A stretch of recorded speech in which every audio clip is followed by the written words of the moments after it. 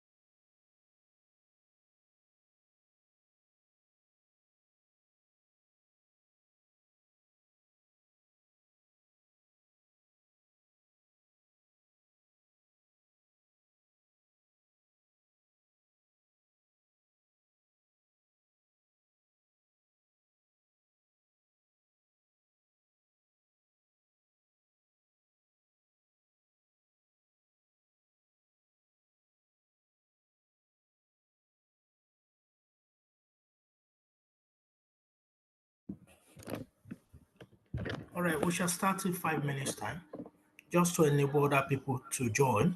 Please, if you have anyone joining, please just inform them that we're about to start.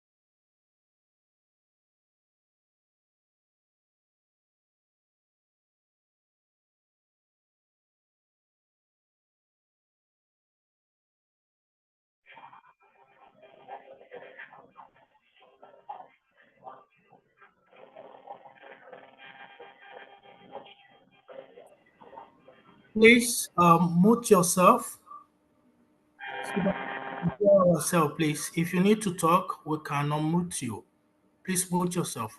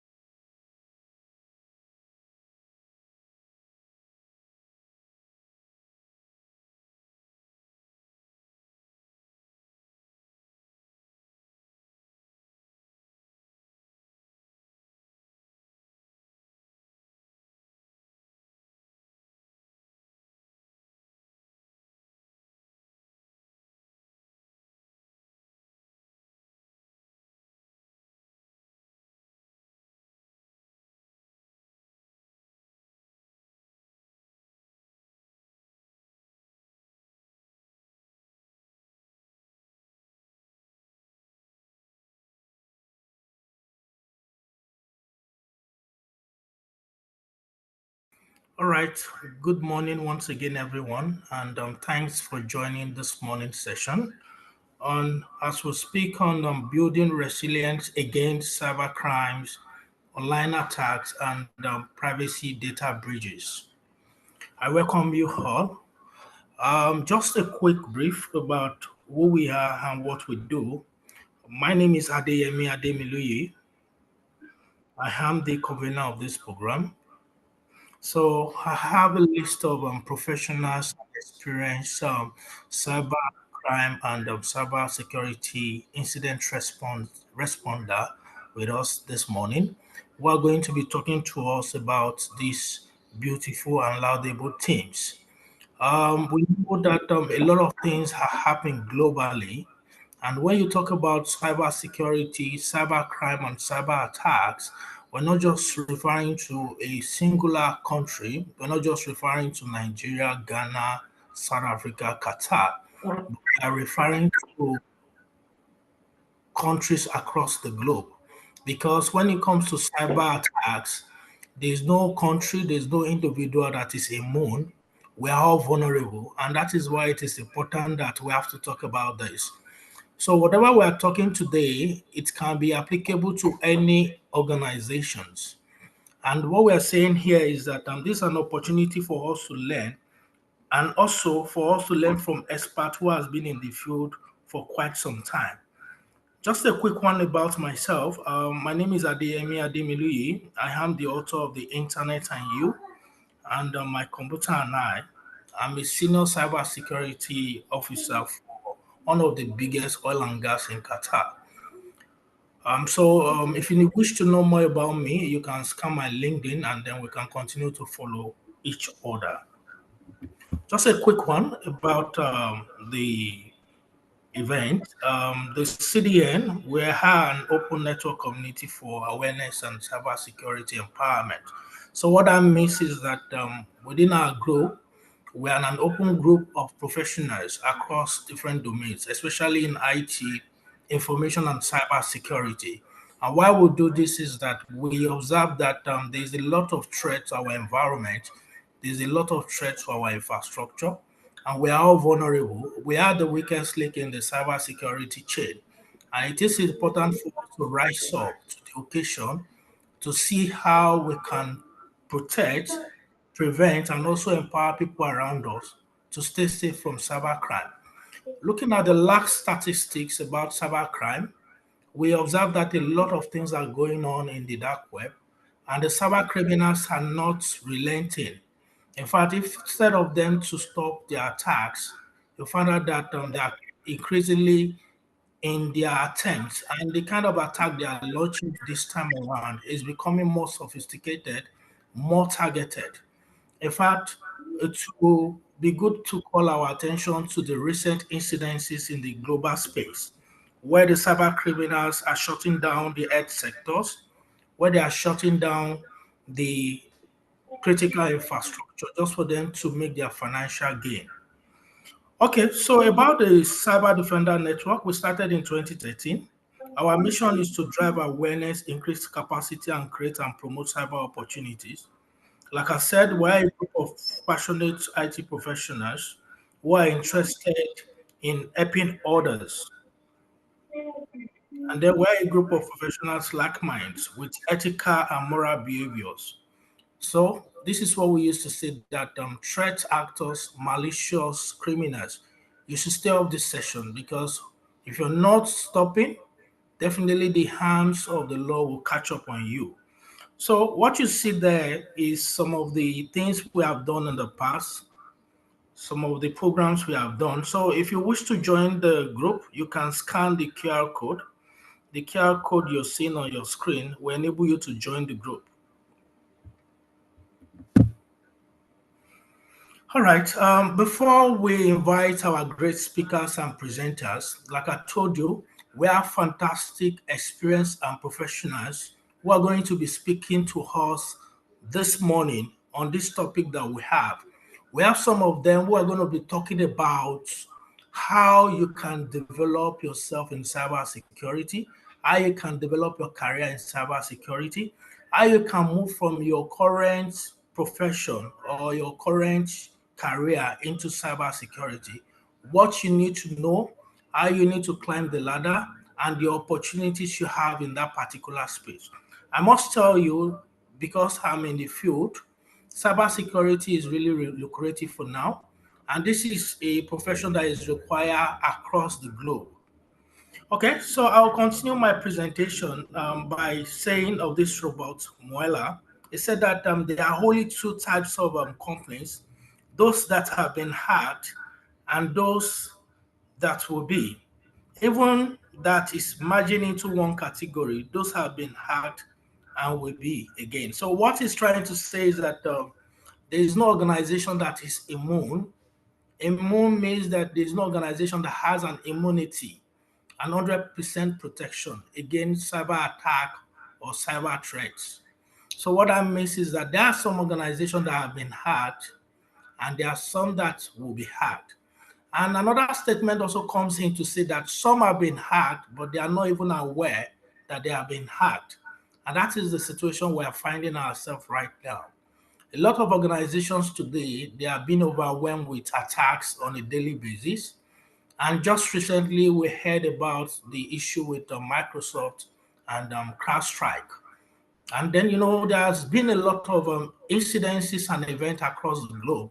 In Nigeria, we have some few ones, then globally, we have them. If we start looking at this list one after the other, we'll find out that even the security giants we rely so much on, they are not even helping us. I mean, it looks as if they are failing us. So it is important that we as an individual, we equip ourselves with the right knowledge so that in the face of any cyber threat and incidences, we are able to stay safe and we're able to keep our organization safe. Okay, so just recently we had a lot of incidences about cyber threats across the globe. One of them was the one that has to do with a major players in the industry. Microsoft has been hacked before. Facebook has been hacked before. Yahoo has been hacked before. LinkedIn has been hacked before. So what this tells us is that these guys have been hacked. They have a lot of information or our information with them. And despite that, that means they have been able to expose us in one way or the other. Can we say that they are not practicing best practices? Can we say that they are not using security tools? No. But the truth about it is that we have the human factors who happens to be the weakest link in the security chain. So for this session, we have four presenters, speakers, who are going to be doing judgment on the topic of the day. We also have two sessions in between, which we're going to be doing a live demo, technical demo, just for you to see what an attack looks like, how an attacker can exfiltrate data from your system across the globe. We also have another session on cyber quiz just to test our knowledge. And the good thing about it is that for the cyber quiz, we have some gift to give the winner. So we also just look out and make sure you don't miss any part of the sessions because it's going to be a blessing to you and it's going to empower you in your profession. So as I move to this is called Mother of All Bridges. Let me see if I can stop this. Ademosu, please, you can stop your video show. I think it's blocking my Ademosu Adedoyin. Thank you. So we have here on the screen Mother of All Bridges. What this is telling us is that in the recent past, we had a kind of record bridges. And with these record bridges, it was accounted for over 26 billion records leaked. What this means is that a lot of our records were exposed online to the dark web, meaning that the cyber criminals have so much information of us with them. And what that means is that they can perpetrate different attacks using this information they have with them. The popular ones we know are phishing attack. Some can be used for brute force. Some can be used for password spraying. Some can be used for social engineering. And these are the kind of exposure, just few of them that we're exposed to. Then, in the light of this, I mean, how do we protect ourselves? How do we stay safe? So, we have speakers who are going to be speaking about cyber security. We're going to be talking about cyber crime. We're going to be talking about forensic investigation. We're going to be talking about career advancement and career development. So, with me on this session, we have a lady. She's a technical guru. Her name is Remilax. We call her Remilax. She'll be anchoring the program. So she'll be introducing the speakers so that we can get to see what we have today. So on my screen, you'll see a particular website called Have I Been Pound? Okay, with this Have I Been Pound, I want us to do a quick test.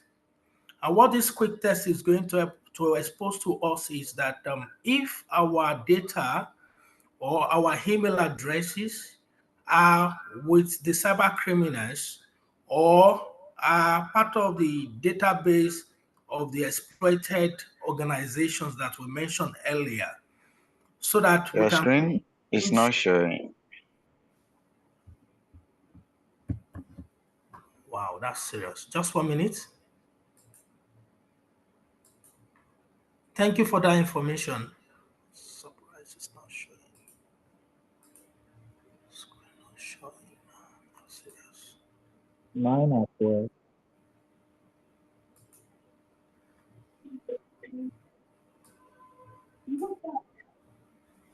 Can you see my screen now, please? Yes, you can see it now. It's moving now. Wow, so sorry about that. Thanks for the feedback. All right, just a quick one. Okay, just a quick one. So these are the previous slide in case you didn't see. So the QR code in the middle can help you to join the group. So you can just use your phone to scan it. And then what you have on the right side are the previous events and sessions we've had in the past, where we have great people, great professionals, most respected in the industry who has contributed to the development of the community in knowledge sharing and also empowerment. So this is what I shared earlier on, that there are only two types of organizations, those that have been hacked and those that will be hacked. Also, this is the mother of all bridges, why I told you that 26 billion records are leaked and are already exposed. So if you look at some of the brand names, you will see that there are these ones that we are familiar with, most especially the LinkedIn, most especially the Twitter, MySpace. Some of us are connected to this network, and some of us are using these services. So these are the recent breaches, and these are the numbers of records that were stolen from these complaints. And underneath are the kind of attacks the perpetrators, the cyber criminals, can launch. So let's do a quick test. If you can see my screen, please, I need you to scan the QR code on the right-hand side. And then when you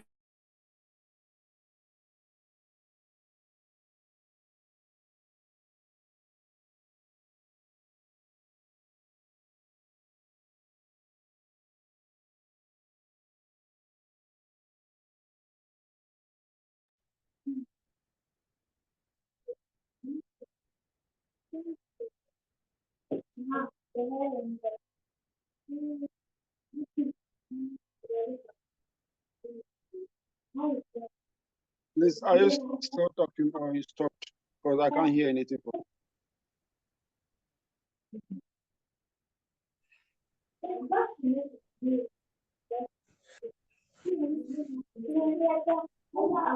Mr. Yemi, we can no longer hear you.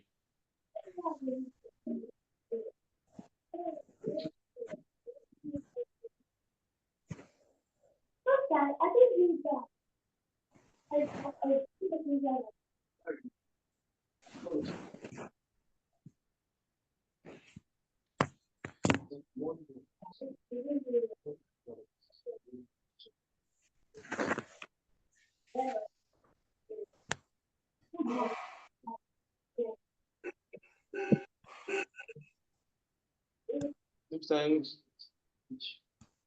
no, sir. Hello? Can you hear me, sir? Can no longer hear you. Is the voice over stop? I think it's coming back.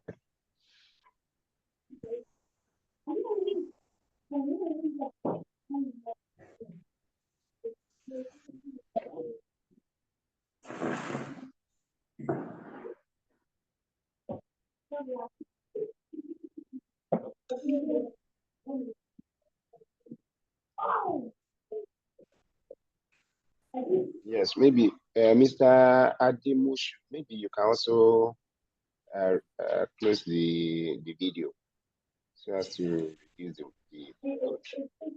on the bandwidth. Okay. Thank you, sir.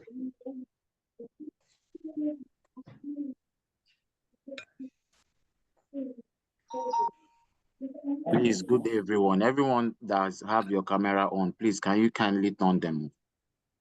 Thank you.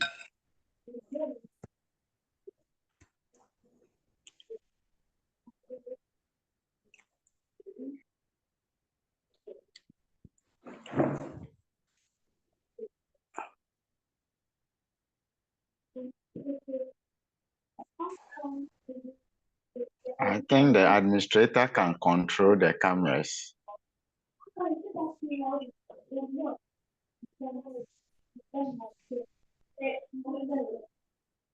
The screen is back.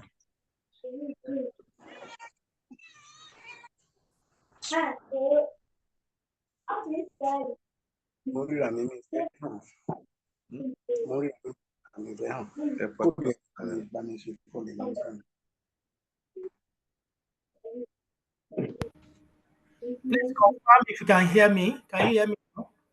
You can, well, you this thing is Yeah, also we here. can hear you Yes, now. now we can hear you now. Okay, thank you so much for the feedback. Can you see my screen? Yes, sir. Yes. All right, thank you. So a quick check asked us to do. Can we please do that? And so what did you get?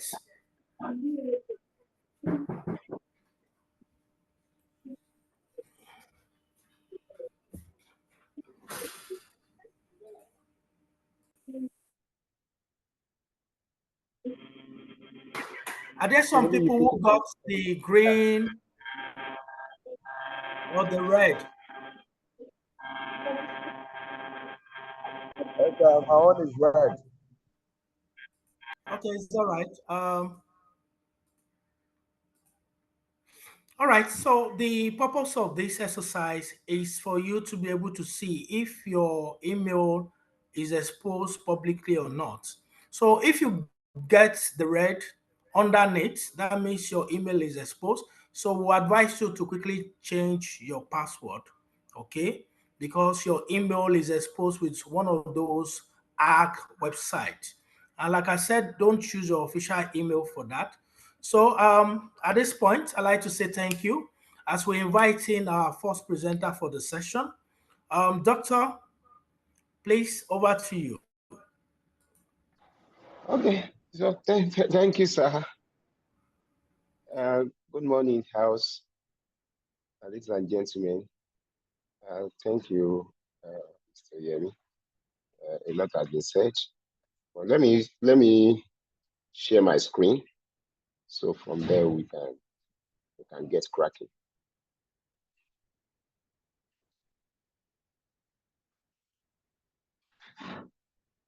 Please, can you see my screen being shared? Yes, we can see your screen, Doctor. Oh, okay, thank you, sir. Okay. As I run through, okay. So this morning I will be talking about developing a career in cybersecurity. Like my other said, Mr. Demili is such a big man. We wouldn't. This whole time will not be enough for us to talk about him and then reading out his dossier. Yeah, but simply I am Adeni Yakoni. I have the privilege of working in the banking sector and then the academics.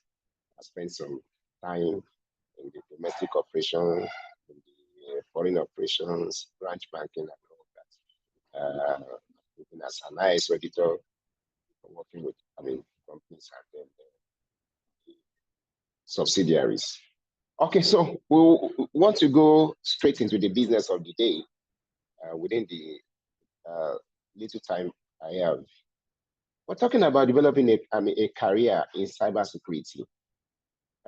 Let me quickly run through some keywords.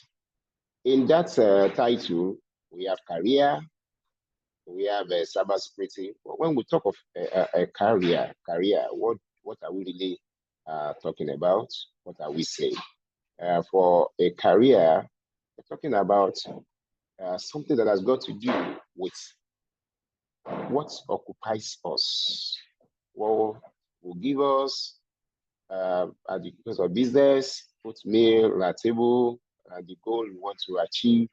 That is a career in form of occupation that each and every one of us will need to undertake, or we are undertaking. That's a career. We can develop it over time. We can change. We can have a little modification to what we had initially. That's a career. Cybersecurity.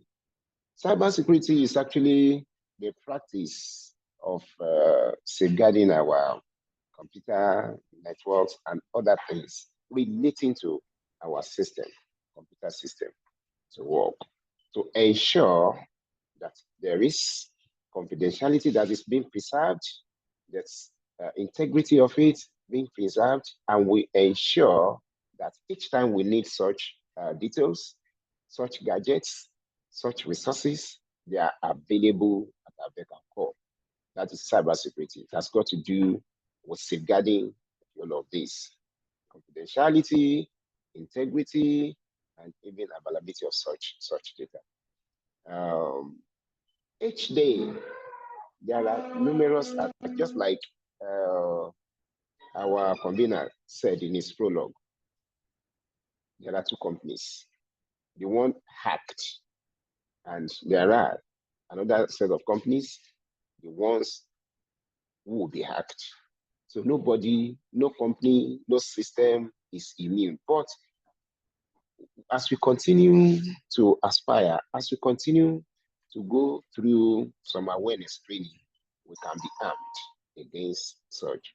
So if as much as over 2,000, like 2244, 2244 attacks per day is recorded, then we need to prevent ourselves. We need to protect ourselves rather from these onslaughts of men of the dark world. So that's cybersecurity. But if I must do that, what are those things that I will need to do to make my career a blossoming one, to make my career a smooth one? Number one is passion. You must have strong feeling. You must, if you are passionate about a thing, sometimes even when others are feeling, this man is doing so much, you do it almost effortlessly. That's passion. To also succeed in career development, generally, you must have a goal in mind. You must have a point. You must have a particular height you want to, you want to attain or achieve. Okay, that's goal. That's the aim. That's the target. That's the results you are having in your mind to obtain, to get. Then ability. Yes, you can't be talking of a career development without having some ability, some flair. Okay, so it might be talent, might be your skill, might be your proficiency. So you must have that to go with. Okay, then number four, I might need to talk of resilience. Just like a spring will always compress at some point in time. At another point in time, it will expand. After a mishap or a disaster, it's always good a company bounces back. If it's able to bounce back in a good time, as stated by his own policy or strategy that's adopting, then he has gotten a form of resilience. And Ziegler, that popular writer, said, you can't just stay where you feel you are. It is not what happened to you that really should be the issue, but what you have done with what happened to you. Somebody said, if you throw stones at me, then instead of making complaints and all that, I rather decide to make those stones as stepping stones. So it is what we decide to do with what happened to us that will make us different. Okay. On this pathway, mentoring and holdings, getting somebody to put you through, getting somebody to assist you, to put you on the right footing is also a major factor that will make you, that will determine whether you're going to be successful or otherwise. Researchers have shown that quite a number of things we do in life are done based on observation. You have seen some people doing it, you want to do that way. You have seen some people training you or teaching you this is how to do, and you want to do it that way. And that popular scientist said, if I am able to see far, it's because I am riding or standing on the shoulder of somebody. No matter how tall somebody is, if you have another person, however dwarf or small or petty that person will be, if he's standing on the shoulder of somebody who is tall, he will also be taller. He will be taller than the person on whose shoulder he is standing. Okay, so mentoring is very key. Then diligence. You must put your heart to it if you want to achieve. Readiness to achieve is a major success factor that one needs to. But as we talk about all this in cybersecurity, what are the career paths? There are so many of them. You can now decide which one suits your own position. Okay, the first one, which is also major, is the CISO. CISO, that's Chief Information Security Officer. This happens to be the manager, the coordinator who handles so many things, who assist in. Please, can you hear me? Yes, Please, please, am we I can hear you. audible? Yes, sir, Can we hear can you hear you. perfectly, sir. Okay, thank you very much. So that's okay. So we have the CISO, who is a manager. He coordinates, directs, reviews, other activities within a particular cyber space. Okay, there are incidents. He manages it. He looks at it. He advises, and even formulates policies on which other things will be run. Okay, so the second one is security architect. Architects, engineers, some of these, so it is possible in this part of the world, we have somebody, an individual, combining some of these roles. Okay, because of, resources, resources. Now, of course, if you ask me, how many cybersecurity experts do we have in the world? Not to talk of our, local environment. So sometimes some of these tools might be, combined, or you see them overlapping. So security architect in some might just be a way of mere nomenclature anyway, that they just want to draw it around a particular form.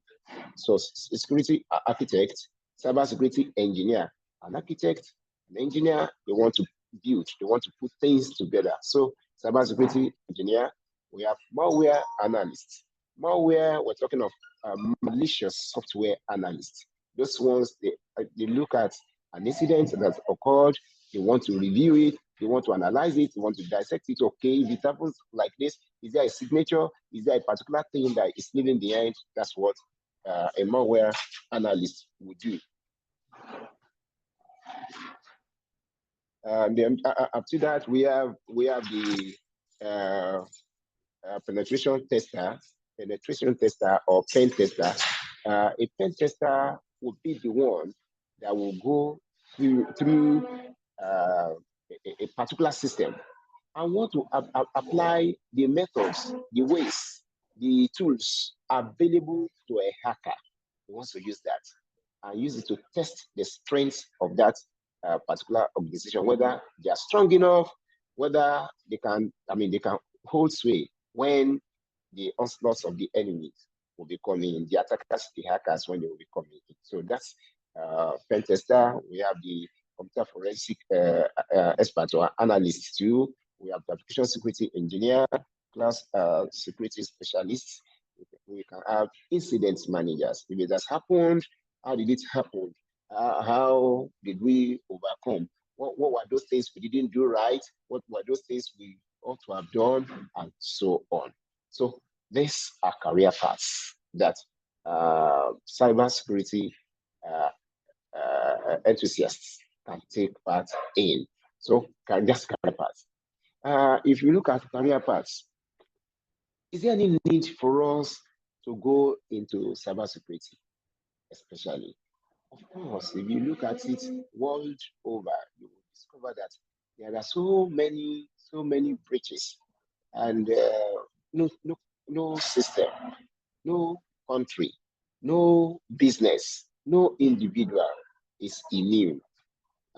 And so, some time ago, before the election, before the general election, I mean, we had it that, oh, we have a robust server, nobody can hack. If a system is secure, safe today, that does not mean it's safe tomorrow. Okay, so if so many big guns, big names in the industry can be hacked, then who are we? So we need to keep on protecting. If you protect today, you also test and still be sure that you are healthy. If some people you see they check their BP almost every day the same way.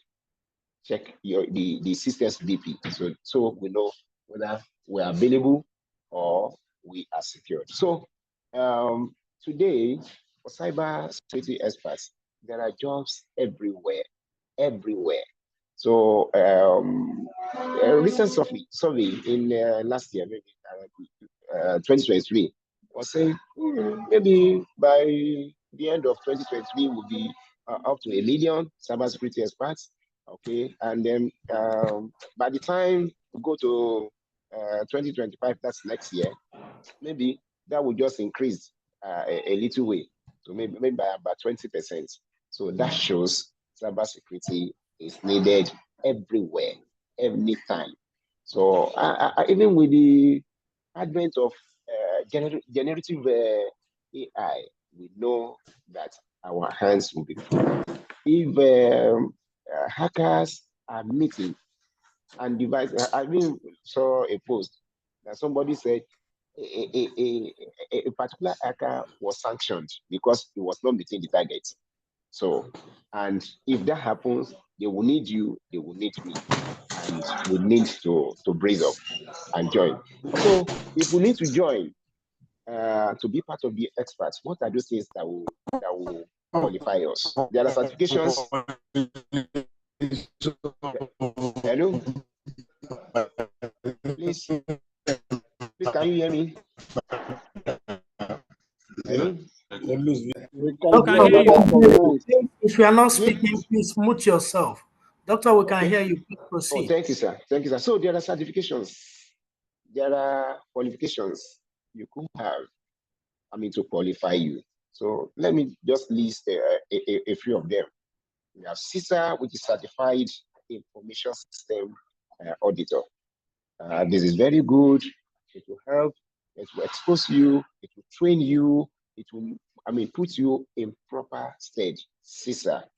And this, the next one on it, to it is the CEH, Certified Ethical Hacking. Certified Ethical Hacking. Hacking, is illegal. It's unethical. But we are now talking of somebody who will now train himself the way of the hackers and do it in a professional way, not to harm, but to build up a system. Then the ISO 27001, of course, this is as this particular standard is about document management.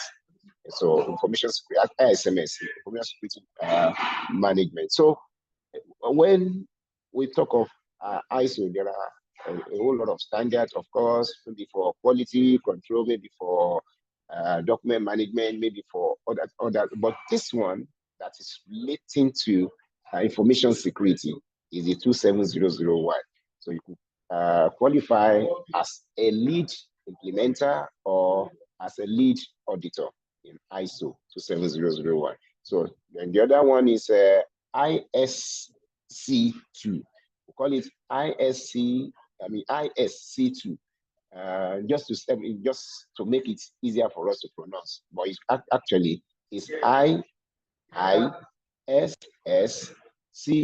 So that's the meaning. So we have quite a number of them. I only listed series, CHFI, CISM, CISSP, and so on. You can go into any of these. It will put you in proper stage to serve as a proper cyber security expert. Before I run it up, because of the time I have at my disposal, I equally want to say that if we don't start a thing, we might not be able to end it. And somebody said, if you see somebody who is moving and keeps moving, it's most likely going to get there. And Wayne puts it in another form, that you will miss 100% of shots that you never took. Shots, penalty, corner kick, free kick that you have never taken. You will miss it 100%. So for a career you have never started, for certifications you have never started, you will miss it completely until you start to take a step. So I want to ask you that question for you to ponder on. Why don't you start now? As you start, you'll discover that within a very short time, you might be another Ademili that will do the world proud. Thank you for listening. I appreciate you. God bless you. Amen. Thank you very much, Doctor, for that wonderful and educating presentation. Please, we know that you have questions. Please, we'll take questions after all the presenters, after all the presentations. So if you have some boiling questions, you can throw it into the chat. We're going to communicate it to them so that they can answer you. So before we go to the next presenter, I'd like to quickly add that truly you all know that cyber attack is on the increase in seconds an hour. Today we have the phishing as a service, we have the malware as a service, we have the ransomware as a service, we have the hackers as a service. So what that means is that cybercrime and attack has become something very cheap globally, which has allowed the cyber criminals to actually take part in this. And just like what Doctor said, now you have some of these bad guys who are also running on target. Some of them are well funded. Some of them are really making so much money than even the main good guys are not making. So I think at this point, to invite our second presenter. If we have Remy Ogunkoya there, please, can you please read the profile of the second presenter who will be talking to us? Please, Remy, you can unmute yourself and read the profile of the second speaker before it starts. Thank you. Thank you, Mr. Yemi. Thank you so much. And thank you, Doctor. That was an amazing session. I've learned from the first speaker that the job opportunity in cybersecurity is so endless. It's so endless. If you're on this call and you have a good number of network that can join this session, please kindly share the link to them, even as we go on. Thank you. To welcome the second speaker that'll be taking us on the next session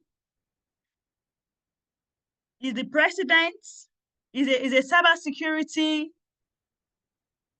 cybersecurity Experts Association of Ghana. That is the president of Cybersecurity Association of Ghana. Is the executive director for Center of Cyber Watch and Data Protection. Is the CEO of Biopoly Technologies. Is a member of the board of Yes Fund that is Young Entrepreneur Startup Support Fund, is also an IT and innovation for Ghana Cooperative Credit Union Association. Kindly welcome with me and second speaker for today, the person of Mr. Abubakar Isiaka. The floor is open to you, sir. You are welcome. Thank you, Remy. That's quite explicit there that you give the introduction and a brief profile about me.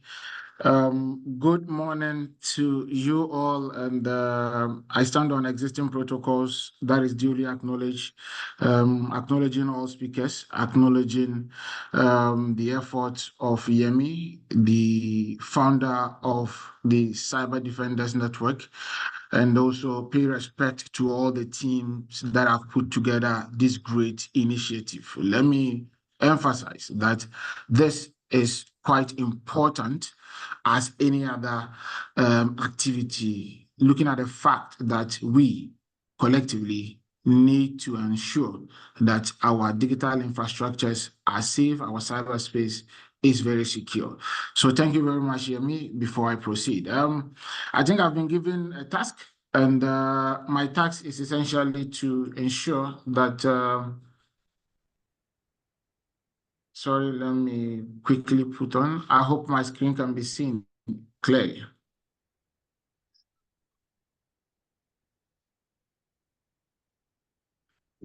Can you see my screen clearly, please? Yeah, your screen is so clear. We can see it, sir.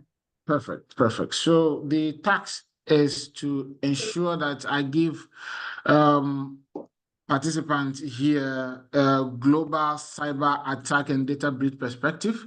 Let us all appreciate the attacks and data breaches that are happening globally, and then also offer suggestions as to ways we can take to safeguard ourselves in the cyberspace. So essentially, that is what I will be going through. And just rightly said, I am the president of the Cybersecurity Expert Association of Ghana, which is the network of cybersecurity professionals.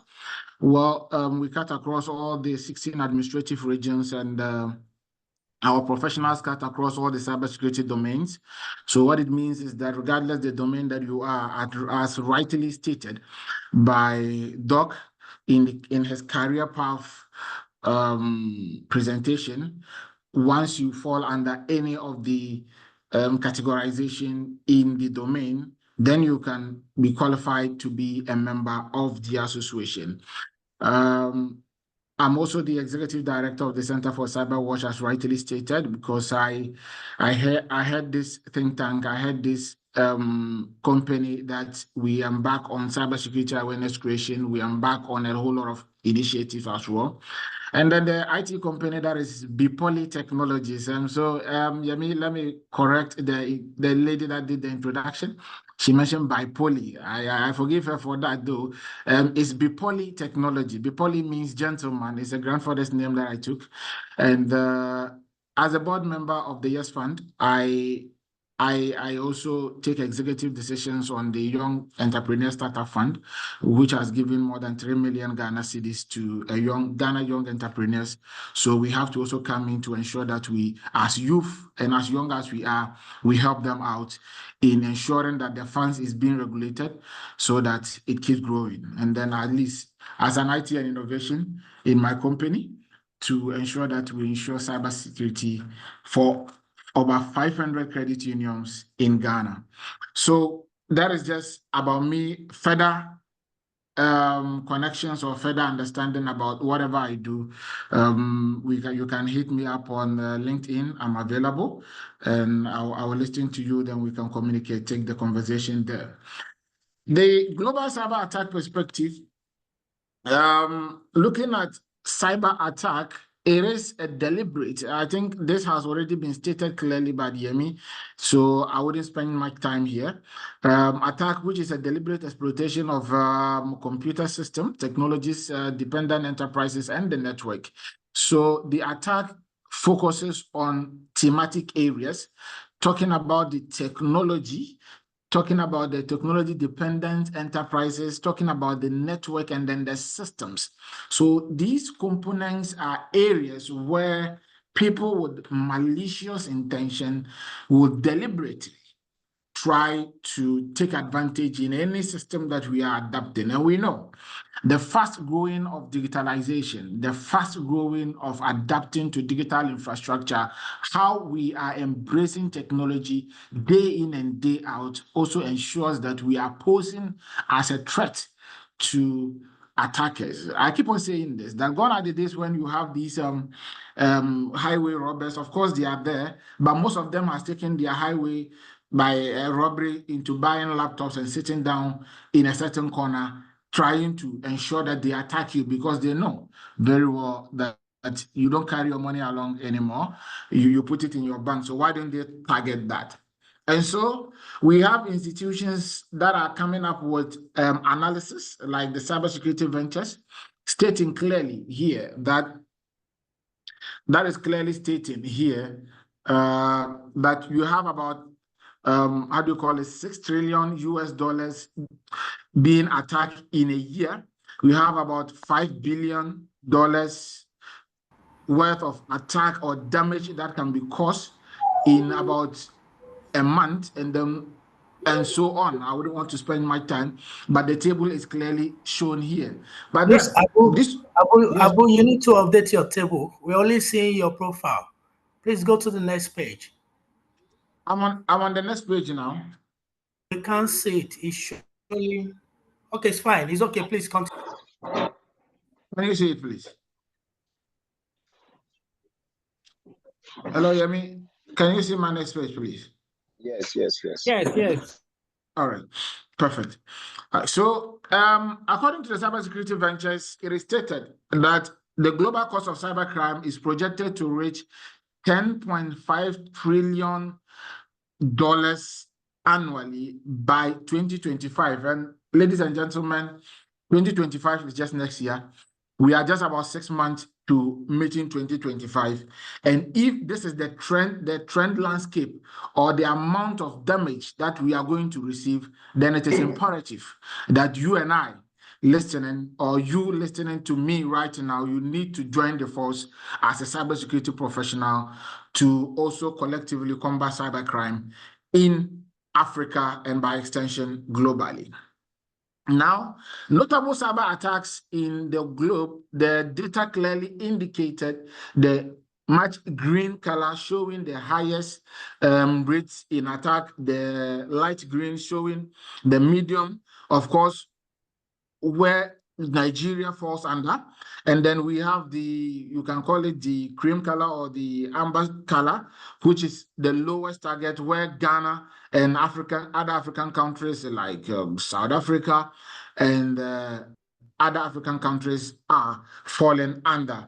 This clearly indicates that some of the countries that you are experiencing right now are actually countries that are being heavily attacked. Now, some of the attack that happened in 2021, of course, very popular Colonial Pipeline ransomware attack.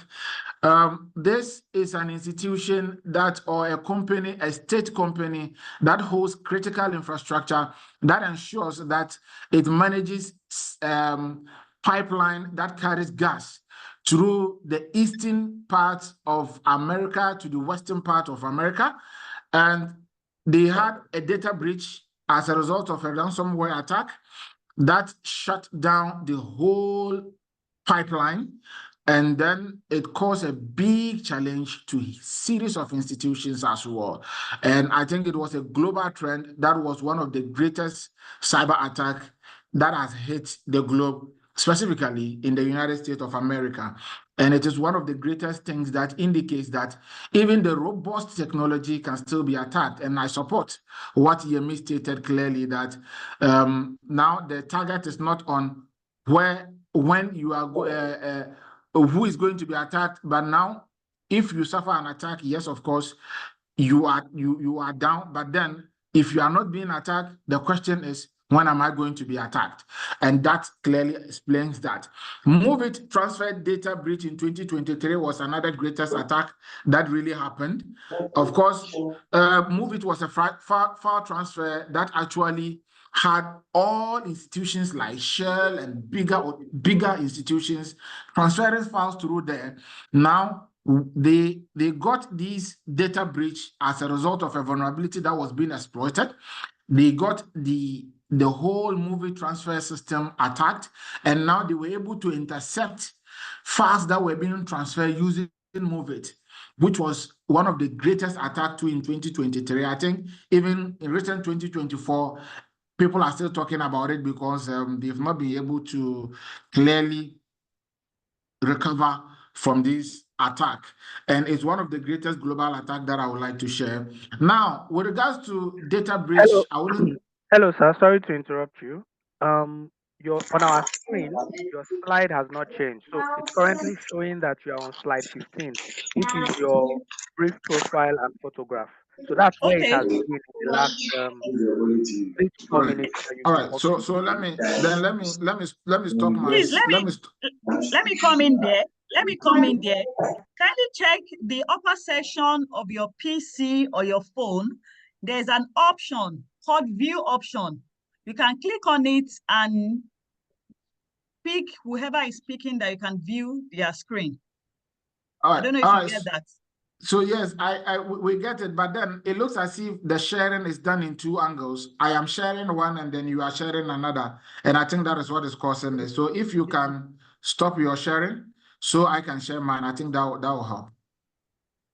I think you are right. You people are sharing. Yes, absolutely, I agree. Because right now I'm seeing that I am viewing Adeni Akoni's screen, and that's not the speaker. So if Ademi can stop sharing so that I can share mine, I think that would be perfect. Okay, I will do that from here. Let me see. Just hold on. Perfect.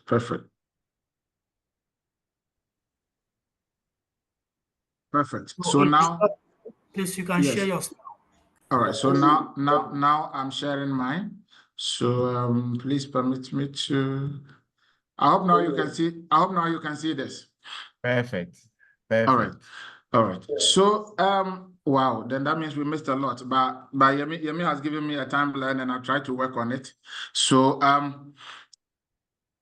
essentially we'll come back there. So I was on this slide trying to highlight to participants here that distinguished participants here that of course we have a whole lot of data breach, and the prominent among data breach that happened in 2023 is the IBM data breach that actually cost little over 4 million Ghana cedis.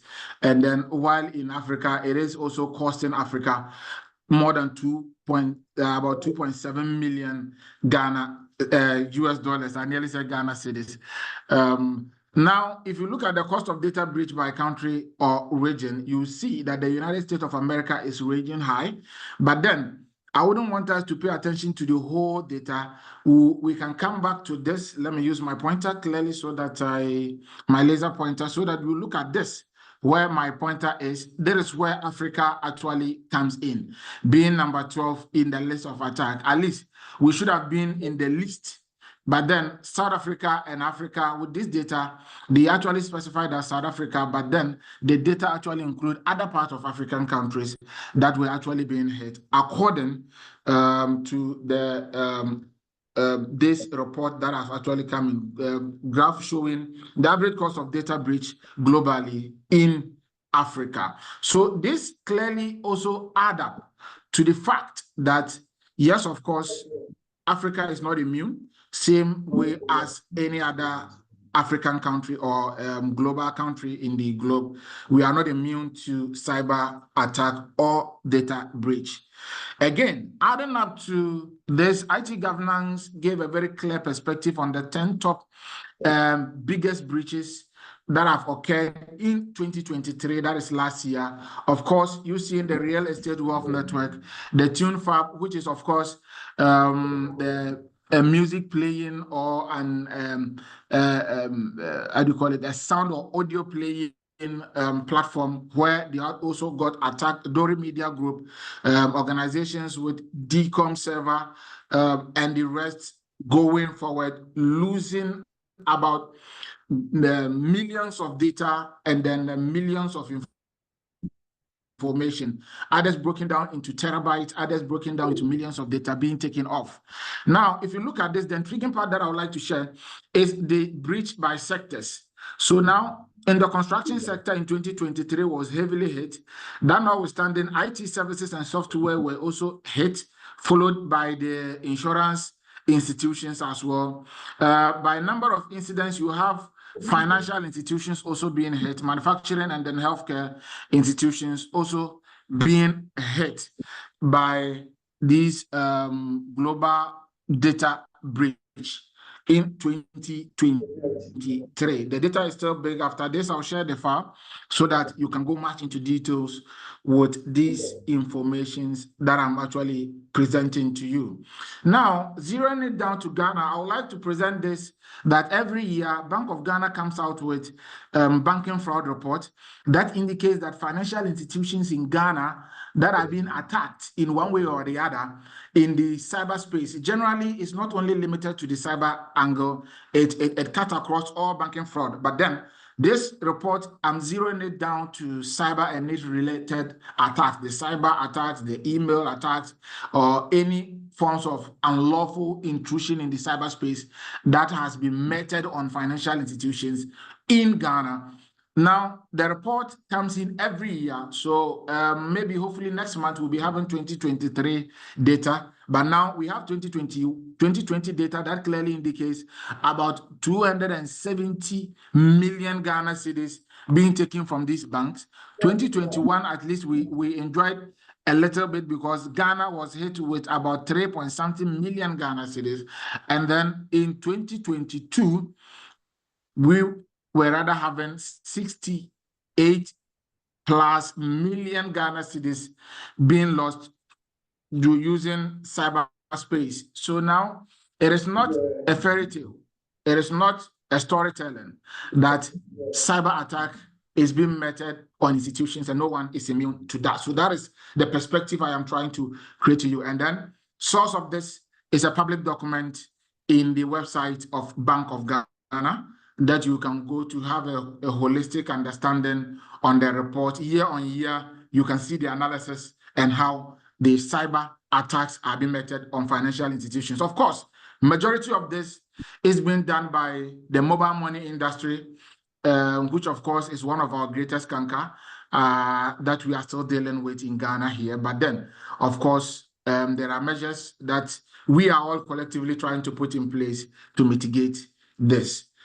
Now, I would like to zero in down to South Africa because this year we are dealing with a cyber attack that is happening in Africa, or should I say specifically in South Africa. Now, what is happening in South Africa is that the South African National Health Laboratory Service, which is a laboratory service that conduct health tests by taking samples of blood, conducting the tests for public institutions, is under attack. I am talking about a laboratory that runs over 265 laboratories in South Africa. What then it means is that 80% of South African tests currently cannot be accessed. Because what it means is that when hospital A conduct their, maybe take sample from patients, let's say the patient they want to do kidney test or kidney transplant, and then they want to do tests. When the test is sent to the South African NHLS, then they will conduct the test and electronically transmit the results using that medium, where they call it the web view of the NHLS platform. So the web view is actually being accessed by all the public health services in South Africa. And this web view platform was under attack, apparently by a vulnerability, using the network ports that were possibly open. So these threat actors were able to move and have access in, and then they claim that they are called a ransomware gang. that have come in to possibly lock their system, and by locking them, they were not able, let's say the institution that controls the laboratory were not able to access their files. So currently, as we stand now, unless current information overturns the information we have gathered, indicates that now if the laboratory wants to transmit laboratory results, they either send it through other medium, but not the WebView platform that they normally use. This is a great data breach. This is a great attack that has been meted in a public infrastructure, which is categorized as a critical infrastructure in South Africa. I wouldn't want to spend much time on Flutterwave because it was one of the most talked about attack in Nigeria. Of course, the news had it that is more than 11 billion naira being taken off. And then Yemi is in the best position to tell you and I what really happened.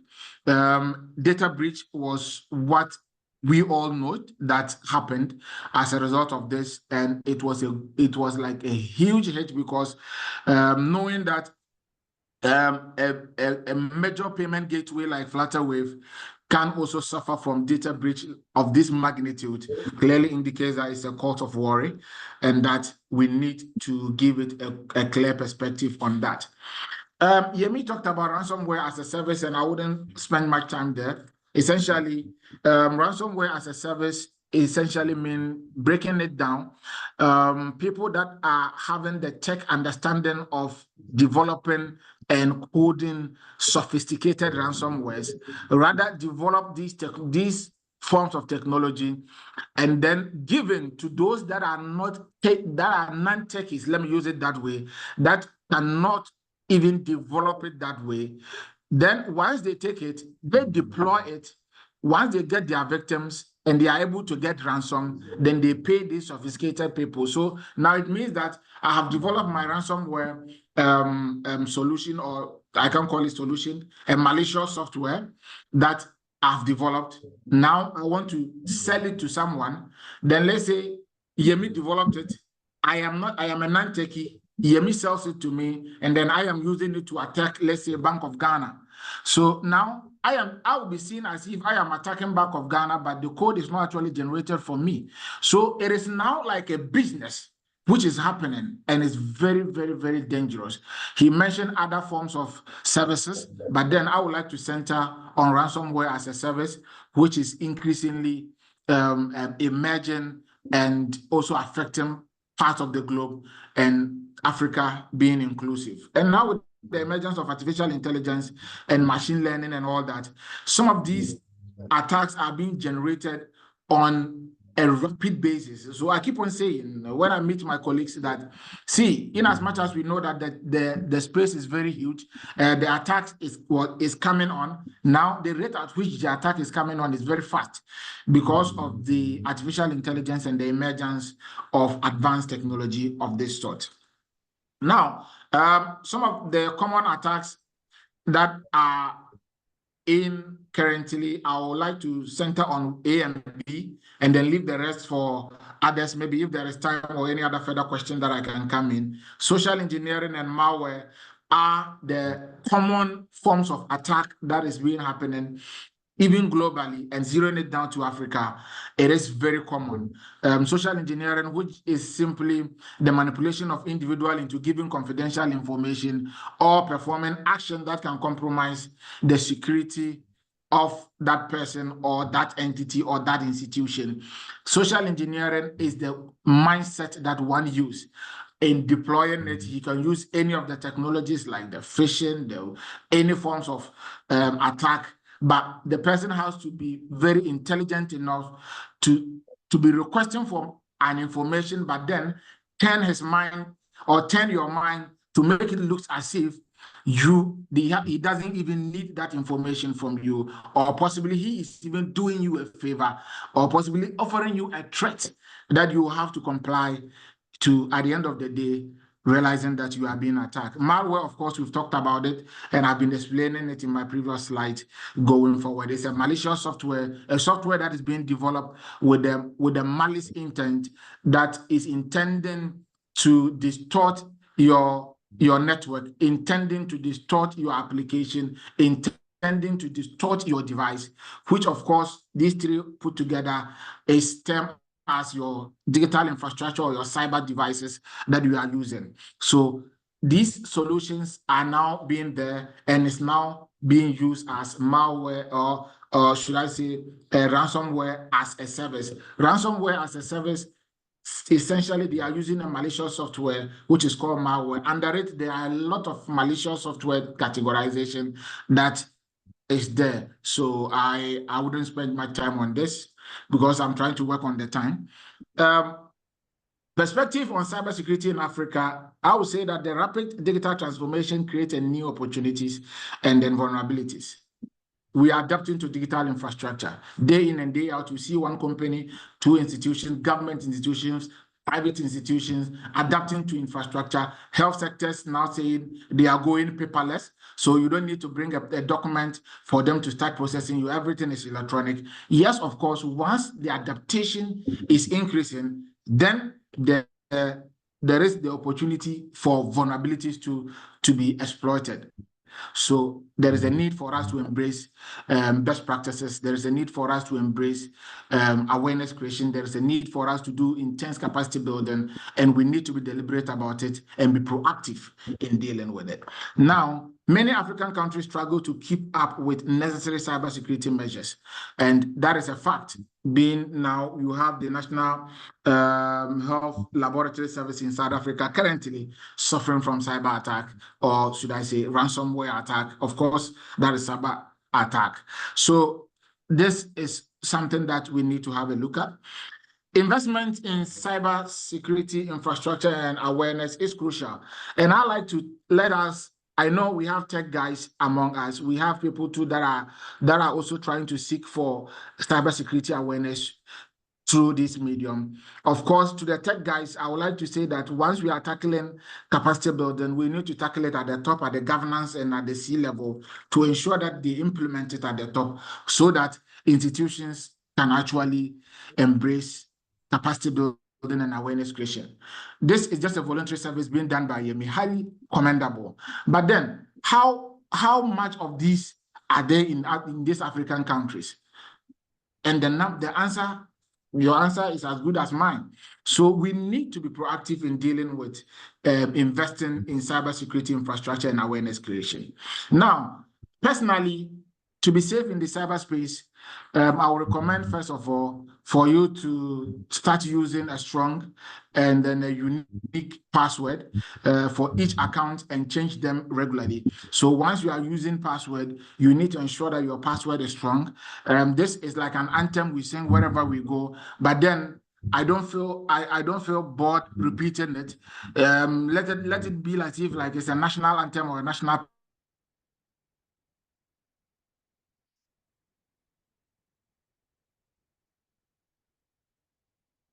pledge. Your password should include lowercase, uppercase, alphabet, and that you practically abide by that. And you are going to be, you are enabling your multi-factor authentication. It's another essential part that you have to do in ensuring that you are safe in the cyberspace. Keeping up your softwares and system updated is also a very great part in ensuring that you are safe in the cyberspace.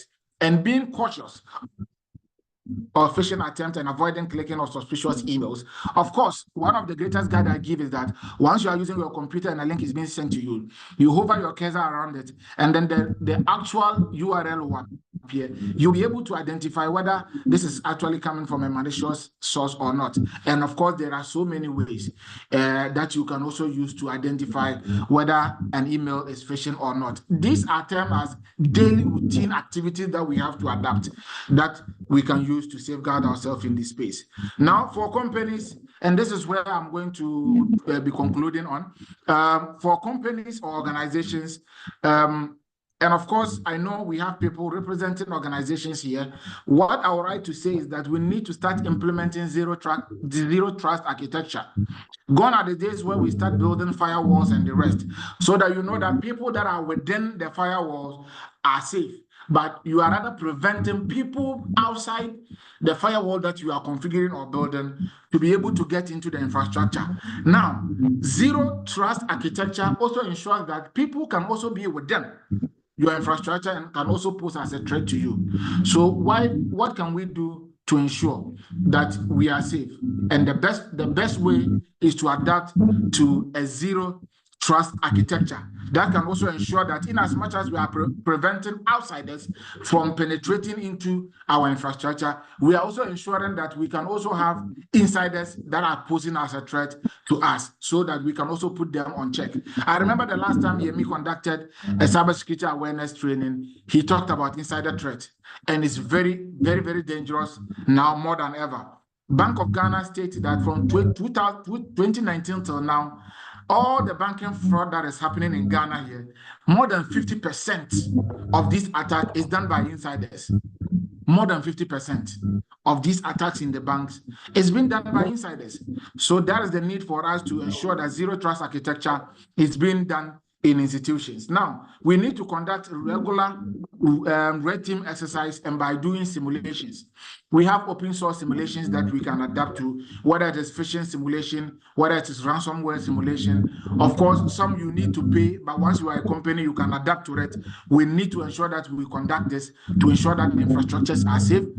And then I also entreat that if you are a cybersecurity expert and you want to do cybersecurity awareness creation or capacity building, ensure that you add simulation to your capacity building. That gives members, how do you call it, your participants, an appreciable end to know that this attack that is happening on me, this attack that we are talking about, phishing, is no longer theory, but this is real. So at least try to do a simulation, do a real life hacking, let them have a witness so that at least they can be safe in the cyberspace. The other angle, which is the third one, is investing in cyber threat intelligence to stay informed about the latest threat and the attack method. In investing in cybersecurity is equally as important as investing in building up the infrastructure. So you can't build up the infrastructure and forget about the security. So we keep on saying that once you are building the infrastructure, add the security investment to it so that at least you can ensure that it is safe. The four is stating that we need to adapt to security and then oriented softwares for development practices. So we need to integrate security into every stage of the software development lifecycle. So each area that we need to deploy security intelligence to ensure that the solutions that we are using are secure. And then we need to do a collaborative with industry peers, share threat information and best practices to enhance security resilience. So once you are an industry A, you need to have a group of industry that you are in so that you can share insights and network. Even the Cyber Defense Network is a peer-to-peer industry network system that a lot of people learn from each other. Yes, of course, I can't deny the fact that I've learned from Yemi, I've learned from Great Osco, Said, of course, who will be speaking, I've learned from other colleagues, and now I just learned from Doc. This indicates that we need to start learning from ourselves. And the Cybersecurity Expert Association of Ghana is performing the same mandate. So in the cybersecurity landscape, to be able to appreciate the threat landscape very well, get up-to-date analysis, you need to also be part of an industry player that you can be on so that you can be abreast with it. So in all, I would say that cybersecurity is a prerequisite and not an afterthought. So let's start thinking forward and not when we are being hacked. Then we come back and say, oh, then we should have done this, we should have done this, we should have done that. Let's start putting it the practice and let's start to be proactive on it. And that I say, thank you very much. I hope I didn't spend much of the time. Yemi, over to you and over to you, Madam Moderator. Thank you so much, Mr. Abubakar. You did a fantastic work here. Thank you, thank you, thank you, thank you. You are familiar with the different types of attacks and also the need for investment in cybersecurity infrastructure and its awareness. This is a wonderful session and we are really, really grateful for this. Thank you so much, sir. Thank you so much, sir. You're most welcome. Right now, we'll be having a demo session. We'll be having a technical demo session. And to take us on this session is Mr. Kehinde Akinlosotu. I'm sorry if that pronunciation is not rightly pronounced. Mr. Kehinde Akinlosotu. He's an IT in Ethnos Cyber Limited. You are welcome, Mr. Kehinde. Good. Good afternoon. Good afternoon, sir. Good afternoon, everyone. So you were right the first time, and then the other 2 times you weren't right again. The first one So was sorry perfect. about that. Yeah. So I would.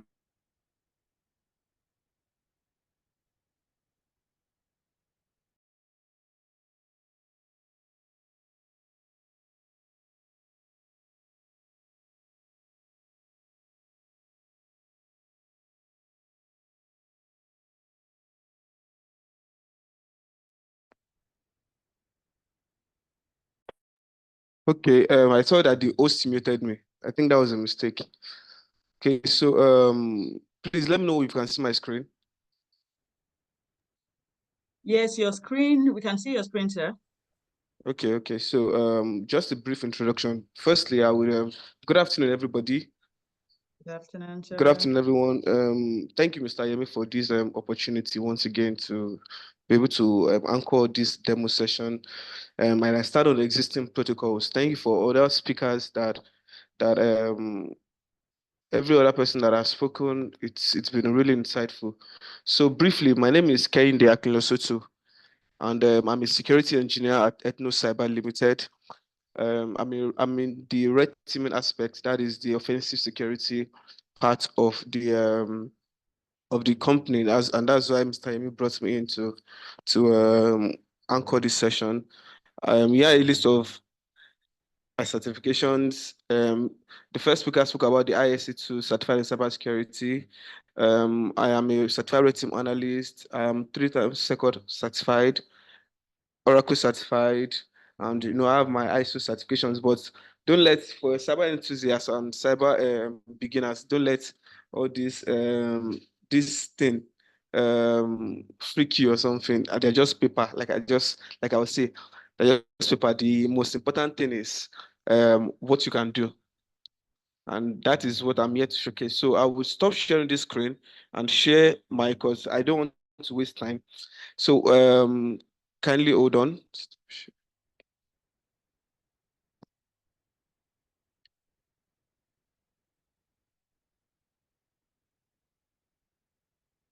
Kehinde will be doing a short demo on data exfiltration. What that means is that it's going to show us how an attacker can hack into a system anywhere in part of the world and copy out files to steal the files just because the system is vulnerable, just because the services and the ports are not well configured or are not well filtered. So it's going to demonstrate how how they do this, their techniques, their tactics, and their procedure. So Kehinde, please, you have the floor. Okay, so thank you very much, Mr. Yemi, for that slight introduction. I was thinking of doing that before. So like Mr. Yemi has said, it's just a short demo on how to show you how data can be exfiltrated from one server using another machine.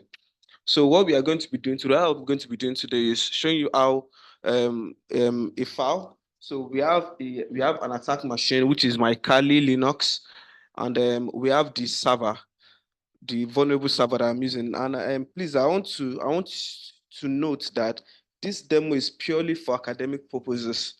I am not sharing this knowledge with you to, that is for somebody, cybersecurity beginners and enthusiasts, so that you can go and try to hack into somebody else's system. No, that is it. This is purely educational, just for you to see how it can be done, basically. And for you to, and also to know that this server, the victim machine, that machine will be attacking is just a demo server. It is not a live server. You can also get the server on your own. It's called Metasploitable too. So without wasting much time, the first thing we are going to do here now is to see if this host, the victim, is actually live. So the first thing we do is we check for the IP address of this. And as can see here in the INET address, we can see that the INET address is 192.168.0.5. So we come to our attack machine now, which is the Kali, and then ping that address to see if it is live. Okay, this is just kindly hold on, please. Let me quickly remediate this.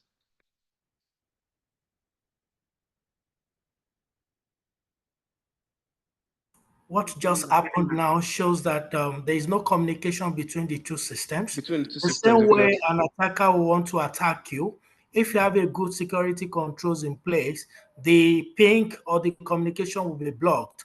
But if the attacker gets a true communication with your systems or your network, there's going to be a smooth connectivity. And once there's a smooth connectivity, the attacker will try to look for the vulnerabilities around your infrastructures, around your perimeters. Once they see a weak point, they will try to leverage. Okay, Kennedy, please proceed.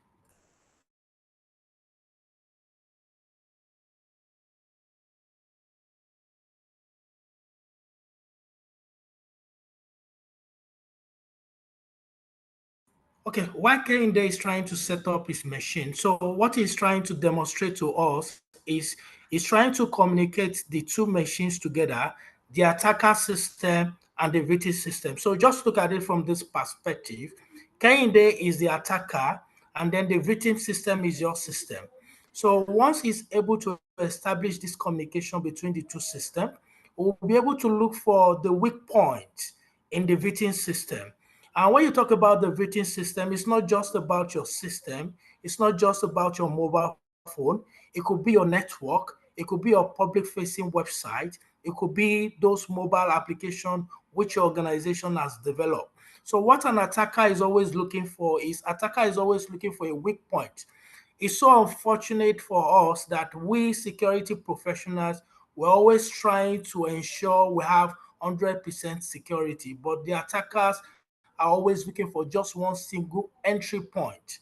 They look for just one weak point. And the weak point could be from our misconfiguration of our network perimeters. It could be as a source of patch, maybe operating system, which our mobile devices are carrying or our laptops are having. It could be as a result of maybe an open vulnerability within our website. So the attacker will always use different techniques to identify where those vulnerabilities are. And once they see the vulnerabilities, it could also be maybe for one of our staff or a new joiner who doesn't have good knowledge of awareness training and education. They try to send them a phishing email. They try to communicate to them to get the password, or they use offers all sort of technique to just get that sensitive information just to be able to break in. So attackers use different techniques, they use different tactics. Beyond the fact that they try to play with our intelligence, they use different tools. And unfortunately today, if you go to the internet has a lot of tools. And these tools are open source, there are free tools, and also they have tools that can be used as a service just by you paying $5. And they will say, okay, we want to rent this tool to break down this organization or to deface this organization website or to cause denial of service attack. So these are the different techniques and these are the different tools that these bad guys, they have within their domain. So obviously, it's so unfortunate that things are really, really happening very fast. It looks as if maybe the good guys have been overwhelmed because unfortunately, these bad guys are well funded, meaning that they have a lot of fun to play with. Some of them have a target to meet. Some of them, based on what they break in, they will give them percentage of whatever money that they are able to take. For instance, Abu mentioned about the insider attack, where you have a member of an organization or a new owner becoming a vulnerability to an organization.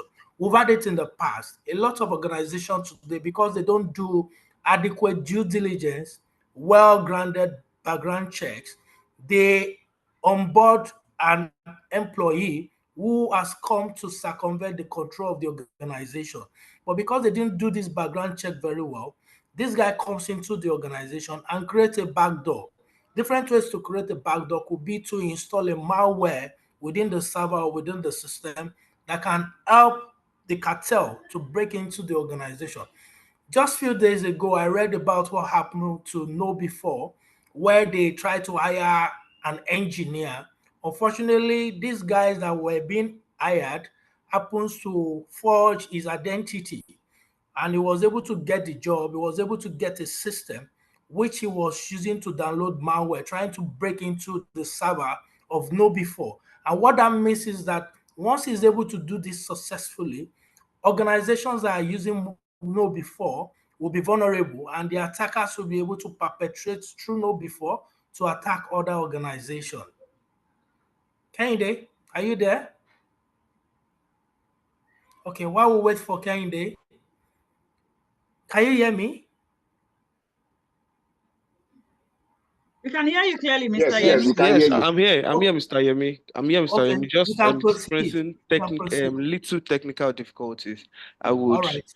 Yes, sir. All right, let me continue. Let us know once you're Okay. back. All Yeah, right. I would. So, In a few minutes, I'll be back. Just kindly know. Thank all you, right. sir. All right, it's okay. So let me just take you through the attack chain. A lot of things are happening globally. And, we have a group of people who have been known to do bad things. We call them cyber criminals. We call them bad actors. We call them hackers. These guys, they are there to break into an organization. They are there to steal your money. And they use different tactics. They use different techniques. Some of the ones globally are the threat actors from the other side. I don't want to mention names now, but they are from different countries. They call themselves cyber armies, but these are bad guys. And a lot of organizations and countries are beginning to sanction them. The FBI, we're going to have a session from the FBI after Kennedy's session, where they're going to be throw more light on the activities of these cyber criminals. So not just Nigeria FBI, not just FBI globally, the responsibility for cybersecurity lies on us. It's not just on the government, because the activities of these bad guys are spreading very fast. And maybe because they have a lot of tools within their control, or maybe because they have a lot of fund. I mean, we've had a situation where one of the richest men was arrested for funding cybercrime. And what that means is that he has about 10 of these hackers in his payroll where he's paying them, and he gives them the target to break in different organizations. You just imagine where your organization does not have a very good control in place. Obviously, your organization will become a low-hanging fruit. And when your organization becomes a low-hanging fruit, they can do a lot of things. Apart from the fact that they can deprive your organization from operation, they can deprive your organization from carrying out their legitimate services. They can also ransomware your organization data and tell your organization to pay certain amount of money before they can get the data back. And in all of this, we have seen cases where a lot of people lost their money, and as a result of that, they had high blood pressure and they died instantly. We have seen a lot of reports, amount of money that is being lost to cybercrime through abuse presentation. Every minute, organizations, individuals are losing money. Every hours we're losing so much. Every day we're losing so much. Just look at it, how much organizations of the world are losing every month, every quarter, and every year. I mean, I could recall that they said the cost to cybercrime will hit over $12 trillion. And that is a responsibility for you and I on the good side to make sure that we play our part to minimizing the cost that these cyber criminals are taking. Well, I sound like this and I take this as a passion, maybe because I've been a victim before. But again, I made up my mind that I'm going to be on the good side and I'm going to help as many people as possible. And I think it's a good cause for me. And that is one of the reasons why we are saying this. It's not just the responsibility of the government alone, it's our collective responsibility. The reason why we are showcasing this to you is to empower you, to equip you, so that you can have a good knowledge, so that anywhere you get to, you can help them to increase their security. Anybody you talk to, you can help them to empower them to be able to stay safe. So unfortunate that these cyber criminals they are not relaxing. They are always coming up with different tactics. They're always coming up with different techniques.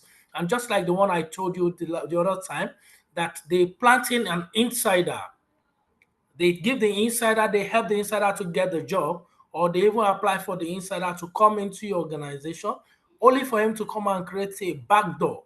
And sometimes they don't even plant in, they negotiate with an insider within your organization and tell them that don't worry, just give us this access. Once we gain this access, Once we're able to steal the data and we tell the company to pay, this is a percentage of the money you're going to get. So it's so painful. The government are doing so much. The private companies are also doing so much. But at the same time, we also need to do so much. Once you have good knowledge, in fact, knowledge is bigger than tools. Knowledge is bigger than technology. If you have a good knowledge, it will reduce the cost of implementing multiple technologies to be able to prevent these guys and to be able to stop them.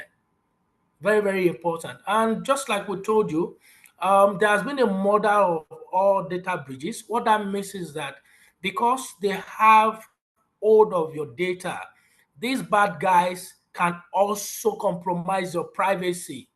And when they compromise your privacy, you have an issue. And it's a very, very terrible issue. I can see a question here. I promise that we're going to take all questions after the presentations. But just a quick one. There was a report from NGSAT, and this report was to respond to the activities of the cyber criminals, the threat actors, who are actually perpetrating their attacks from outside Nigeria. Let me just put it that way. But however, we're going to talk about that. And the truth about it is that one needs to be very, very careful. We see what happened recently from the US, where they sanctioned a particular antivirus complaint from their activities within that particular region. And they said it's as a result of national security. Anything that is of national security has to be taken slightly. And we will say we totally support that. But again, we support the interest of the people because it's not just about security now, it's also about privacy. Kende, are you ready?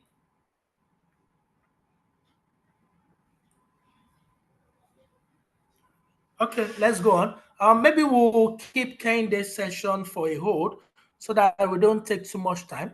Remy, please, can you invite the next presenter? I think our next session now is from the FBI team. So please, you can invite the next presenter. Thank you. All right, sir. Thank you so much, Mr. Yemi. During just your few minutes talk, I was able to get down a lot of things. Knowledge is bigger than tools. I keep that at the core part of my chest. Thank you so much, sir. On our next speaker now, permit me to read his profile. Our next speaker is Mr. Ayotunde Sholademi.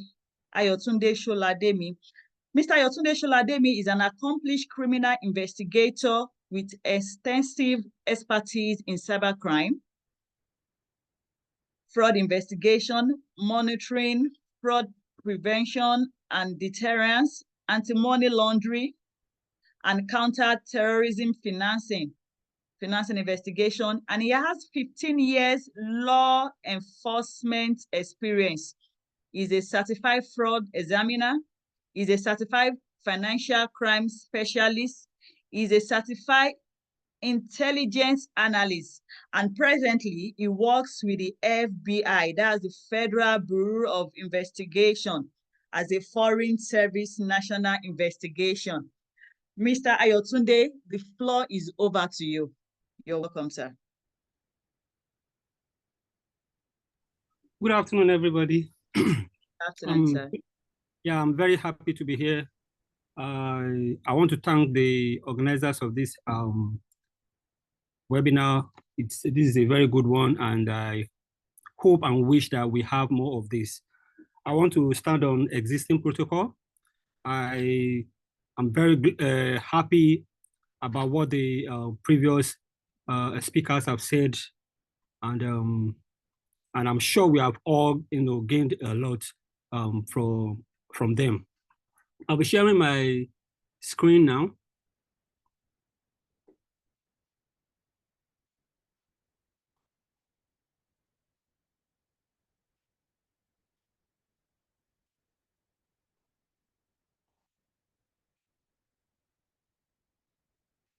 Can we see my screen? Yes, we can see your screen, please. Okay. But you need to enlarge it a bit so that we can be able to see it full size. All right. Is it bigger now? Not yet. It's big on my side. Okay, you can continue if you are comfortable on that side. Okay. Run the slideshow, it will be bigger. Yes, my name is Ayotunde Sholademi. I work as the Foreign Service National Investigator for the Federal Bureau of Investigation. My office is in the U.S. Consulate here in Lagos. We cover Nigeria and some other West African countries. This afternoon, I'll be talking to you about cybercrime trends and impact from the perspective of an investigator. I know many of us here are cybersecurity experts. I don't see myself as one, but cybercrime is one of the crimes that I investigate. I have working knowledge of cybersecurity, cybercrime, but I won't call myself a cybersecurity expert. We'll be talking today on, after we take a look at the introduction, we'll be talking about evolution of cybercrime in Nigeria. We're talking, basing this on Nigeria because we are in Nigeria. We also move to the threat landscape. We talk about the current trends. Then I have about 3 case studies that I would like to share with us before we, round up with building resilience. We all know that any company can, be faced with large-scale computer-based data breach incidents, whether you are multinational.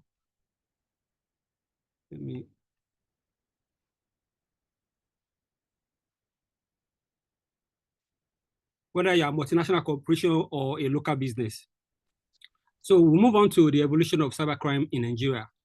In the 80s, we were inundated with the wash kind of crime, where people, they tell you they have certain papers that they need you to give them money to use certain chemicals to wash the paper, and then the paper turns to dollar, all that kind of stuff. Then in the 90s, we have the traditional 419. And then in the 2000s, we have social engineering-based scams, romance scam, inheritance fraud, job scam, contract fraud, worms, viruses. This was when the Nigerian prince was reigning. Then between 2005 and 2012, we have skilled-based attacks like the DDoS, website cloning and defacement, account hacks, off-the-shelf tools were being sold on the dark web. Then from 2013 till date, we have even more skilled and very intrusive attacks. We have ransomware, BEC, phishing, smishing, vishing, and sextortion. So we'll move on to the threat landscape. We will see that the rate and cost of data breaches are increasing every day. Since 2001 to 2021, the victim count has increased from 6 victims per hour to 97 victims per hour. That is about 1,517% increase over 20 years.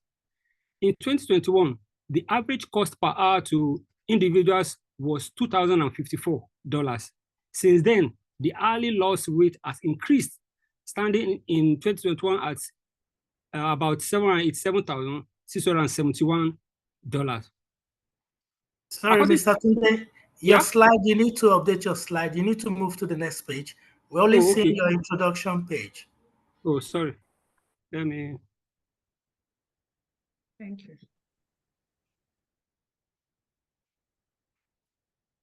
Sorry about that. This is where I am now.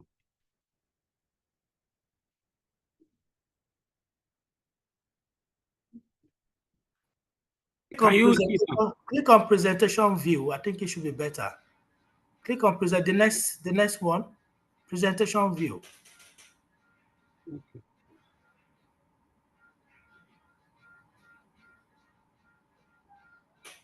Move to the right side. Okay, great. Can you see it now? Yes, we can see it now. Okay, sorry for that. So according to the National Cyber Security Index, as of December 2023, the 5 countries with the highest scores in the NSCSI are Poland, which have 90.83%, Estonia, Ukraine, Latvia, and United Kingdom, which are 75%. In 2020, Nigeria was ranked the 16th among the countries most affected by cybercrime. A recent development in Nigeria's threat landscape is criminally term employees of Nigerian organizations who pay people to be insider threats. Mr. Yemi has spoken about this, and the other speakers have also spoken about insider threats. As attack methods become increasingly sophisticated, organizations globally must invest in more advanced security measures, update training, and especially in larger companies, hire dedicated cybersecurity staff. When these companies are hacked, the cost of rectifying the breach and recovering from downtime can spiral into millions. So organizations should learn, to be able to pay their staff well, to be able to hire well-knowledgeable staff in order to prevent these attacks. Now, the current trends in cybercrime. Ransomware is on the increase. New tactics and targets are being faced. We have phishing and social engineering, and then sophisticated methods and psychological manipulation are coming up every day. We have cloud computing threats, cryptocurrency and money laundering, and then the most recent one that it's really been sad because it has led to death of teenagers and youths is sextortion, which has increased in the minors being targeted. Investigating cybercrime. Individuals involved in cybercrime, most especially in Nigeria, usually belong to groups, with each person in the group playing a particular role. This is not limited to Nigerians only. Worldwide, cybercriminals are usually in groups. In fact, there is this division of labor. There are people who are specialized in one thing and they stick to that thing. They don't, bother to go into, they stick to that, what they are specialized in, and that is where they make their own money. They spread their reach as wide as possible in search of victims, taking their schemes to US, Europe, Asia, and even other parts of Africa. Their targets include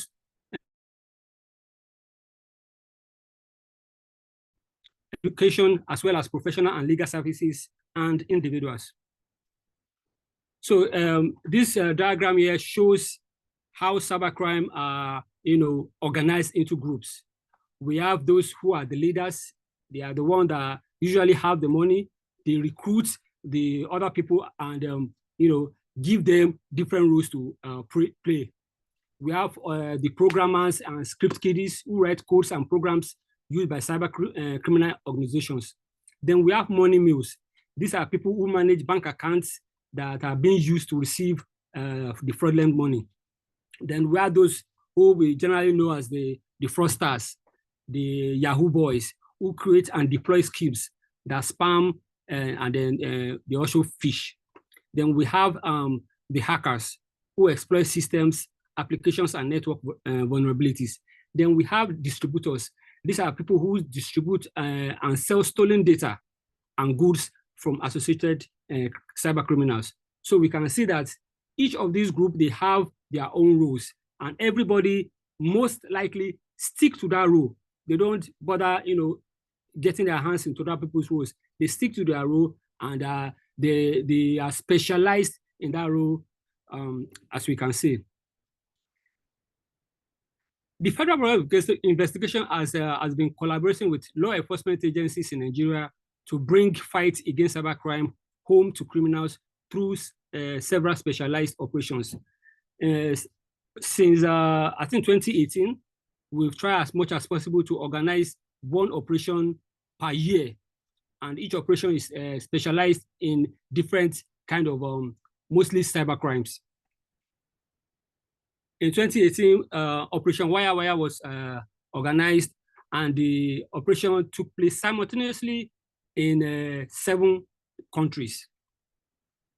About 250 subjects were arrested all over, and many of them were tried in court, and they were prosecuted in court and sentenced.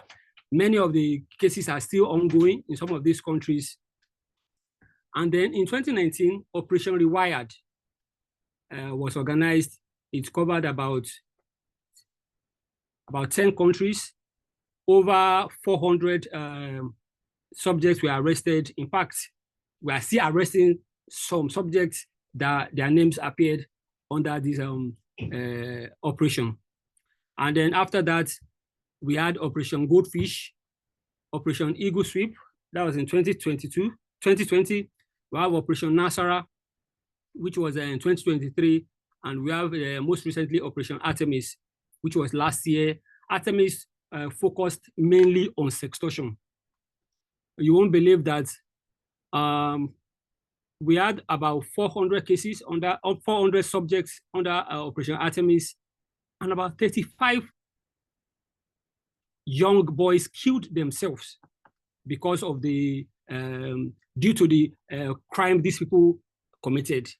Because of the pressure they faced from the cyber criminals, about 35 youths took their own lives. Now, let's move on to the case study. I want to try as much as possible, to round up within time. I have 3 case studies. Number 1 case study is a case of BEC, which was investigated by the FBI and the EFCC. The victim is a Kansas City University of Medicine, and a co-victim is a J.E. Doom. The typology is BEC, and the total loss was $1,412,509.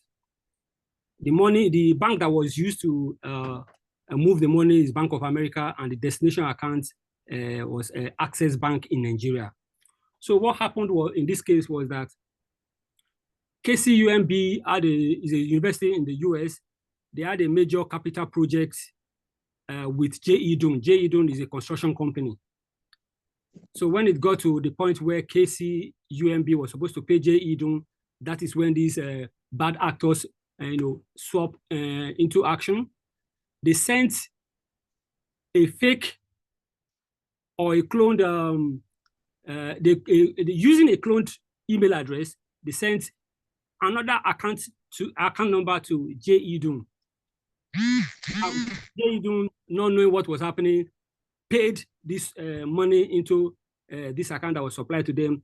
And immediately the money entered the Bank of America account, the money was moved to a bank account in Access Bank in Nigeria. This is the subject. That's his mugshot when he was arrested. He had a prior conviction record. He was arrested in the US. He served 3 years sentence, and he was deported to Mexico because he also holds a Mexican passport. So he requested that he should be deported to Mexico. Part of the crime that he committed in the past was obtaining money under false pretense, conspiracy, and money laundering. He's been convicted and is presently in prison. This is one of the houses that was seized from him. 8 cars and 2 trucks were also seized from him. These are the trucks and the cars and the houses. The number 2 case study is still in court, so I'm not going to be mentioning. I'll be holding back some information concerning this. But this guy is a very, very intelligent script kiddie. Very young guy. He started, he learned his skills on YouTube. Everything he got to know about cyber, whatever, was learned on YouTube. And then he started, practicing what he learned by, testing and looking for vulnerabilities in bank apps and online banking platforms. He really When he started, the first bank that he checked for the vulnerabilities, he was able to discover that customers can actually withdraw money from their account. They can withdraw more than what they have from their account. They can overdraft, draw their accounts. Instead of the system telling them that you have an insufficient fund, you get whatever you request for. All what your account will just show is minus, but you can, transfer money more than what you have in your accounts. So when he saw this, good enough for him, he knows an uncle in that bank. So he approached his uncle, and then his uncle told the IT department in the bank, and he was invited. They invited him in to show them what he had discovered. He showed them. They paid him, I think, 22 million naira at that time, and then the bank took care of the vulnerability. There was another bank that he also, checked. That bank paid him about 4 million just for showing them, these vulnerabilities that he discovered. But this guy got greedy. He started, coming up with schemes that, he developed a cyber security software for Intel and for Microsoft. And he went back to this same uncle in the bank, and he needed money to be able to buy some tools in order to, equip this software with more security. The uncle said he doesn't have the money, but the uncle introduced him to somebody, a customer who he thinks has the money. And then the customer too, hearing the money involved, because this guy said Microsoft is owing him over $100 million. The customer got greedy, I think because he promised the customer 20% of that money, and the customer started giving him money.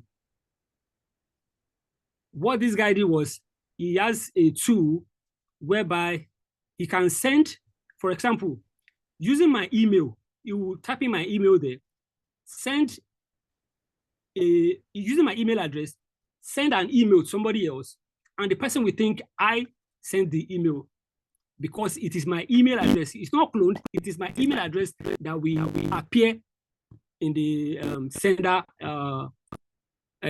portion of the email. In fact, when I was part of the people that interviewed him, when I interviewed him, I actually checked this tool, and I tried it and it worked. So this is what he was using to tell his victim that he has received emails from Microsoft, from Intel, and that they accepted owing him, and that they will pay him as long as he's able to finish, building this software.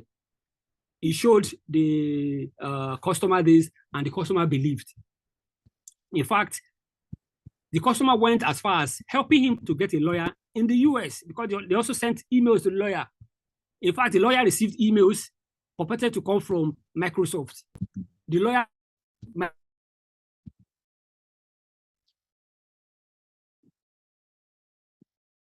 the case is presently, he was arrested. The case is presently in court under prosecution.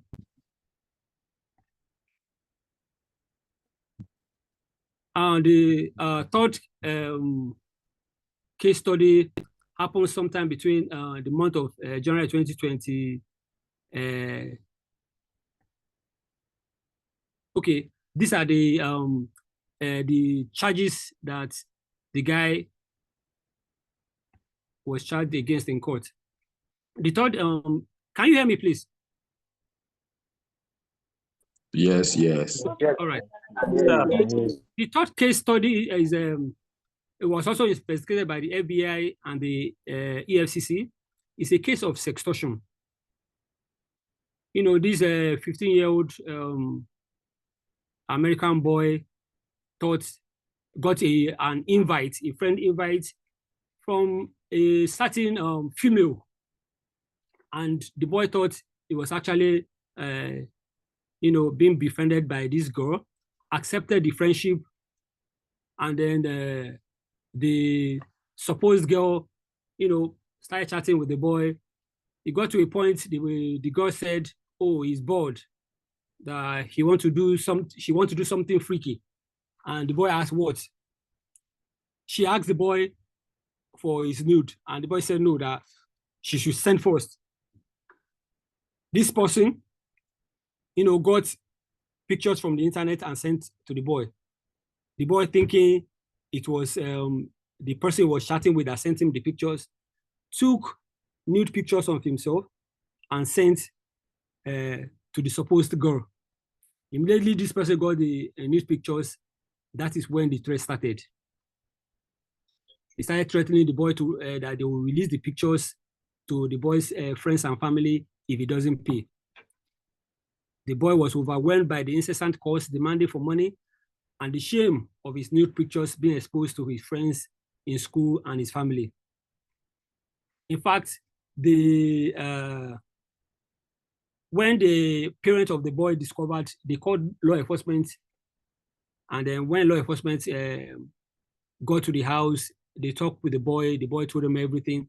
While they were still there, this bad actor called,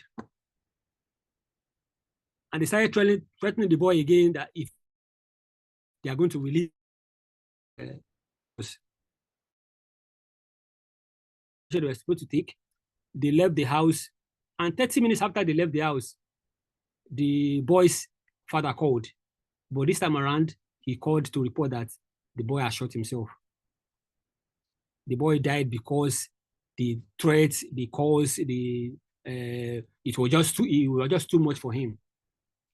6 subjects were arrested, and 2 have been extradited to the US to face charges, including sexual exploitation of a minor resulting in death and attempted sexual exploitation of a minor resulting in death. Let's move on to building resilience. Implementing incident response plans. Number 1 is a collaboration between law enforcement and cybersecurity communities. Why the step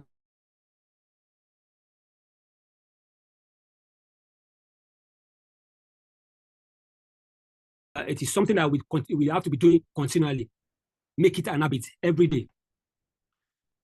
In conclusion, combating cybercrime in Africa requires a collaborative effort among public, academic, private, and international organizations. By leveraging on each other's strengths and expertise, we can develop a comprehensive and effective approach to address the cybercrime challenge and promote a safer digital environment for global growth and development. Thank you very much, everybody.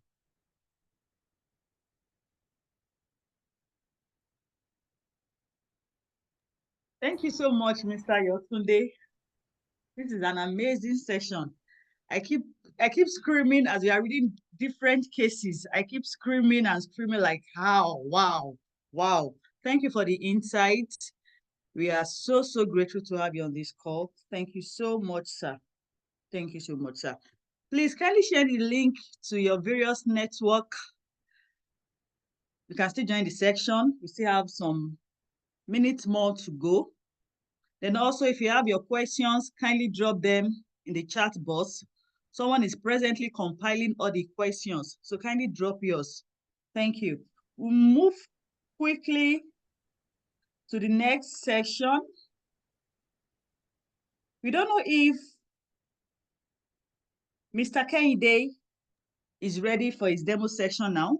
Yes, I am. Yes, I am. Thank you. Okay. The floor over to you, sir. Okay.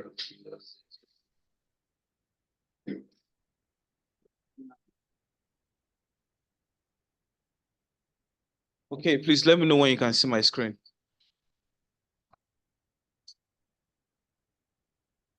Yes, you can. You can see your screen, sir. Okay, so just technical failure, but has been fixed now. So like I was saying earlier, we have to confirm if both machines can see each other first, like Mr. Yemi also explained. So and to do that, we will have to check for the IP addresses of both machines. And as you can see here, this one is 192.168.201.157, and for the attack machine, we have 192.168.201.155. So now the next thing is to see if both of them can communicate with each other, because you can't perform an attack on a system that you can't communicate with. It's not possible. So the next one is to communicate and check if both of them are communicating, and see if the victim machine can also communicate with the attack machine. So let us check that out. 21.155. So both of them are communicating, both of them are receiving packets from each other. Now, the next thing is what we now call reconnaissance, to check for what we can use to exploit this victim machine, basically. So, and we use a tool. Let me just clear this screen. And then there is a tool for that, a popular tool. It's called Nmap. So as you can see, the victim machine IP is here already, 192.168.201.137, as you can see from the machine here. And then we run it, and now we can see that there are open ports and services in this for this victim machine. You can see that these are open ports, and these are points of entries for us, but we are going to pick just one to demo on today, which is the SSH. So a brief description of what an SSH is. SSH is, it stands for Secure Shell, and it's a cryptographic network protocol used for secure remote login and other secure network services over an insecure network. That is basically what an SSH is used for. To log in, it's basically for remote, secure remote login. Now, we've now found out that this is the service we are going to use to try to infiltrate this. So, but before I move on to this, I want to show us the data that we want to get with this SSH service. So, on our victim machine, let me clear this. On our victim machine, let us list the files that are here. So we can see the vulnerable is here. We move into the vulnerable folder. So you don't have to, these are just Linux terms, CD, LS, and all. When you go deep into cybersecurity, you would understand them better. For as at this moment, I can't start explaining what all these terms are. Now we want to list what is under this vulnerable folder, and we can see MySQL, proposal, Samba, TikiWiki, and Twiki. So what we are looking for is proposal. So we are moving into the proposal folder, and we list what is in it. We can see approval.txt, we can see proposal.txt. Now let us see what is inside approval.txt from here. .txt. We can see that this is an approval for the proposal, sign management. And let us see what is in the other one, the proposal.txt. We can see that there was something written there. So the purpose of this session is to be able to display this result. This is an approval for the proposal, and this other one will propose a comprehensive security strategy right from the victim machine, from the attack machine here, the Kali. And without wasting much time, let us get into it. So the first thing we are doing is using a tool called Metasploit. It is Metasploit is a tool used for exploitation. It's a tool used for exploitation. So let us try to see if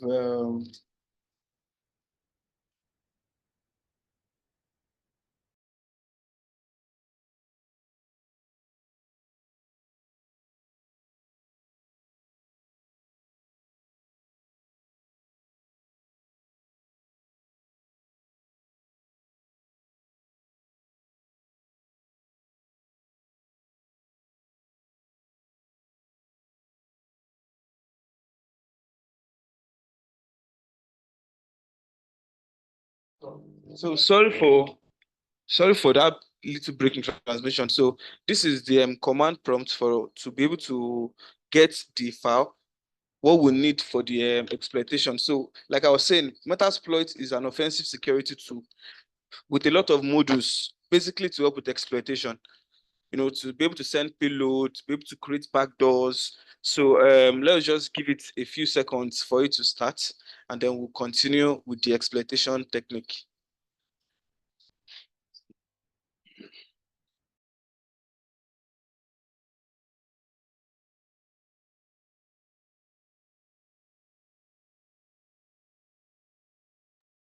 So we have our MSF. It has started up already. Okay, let me see.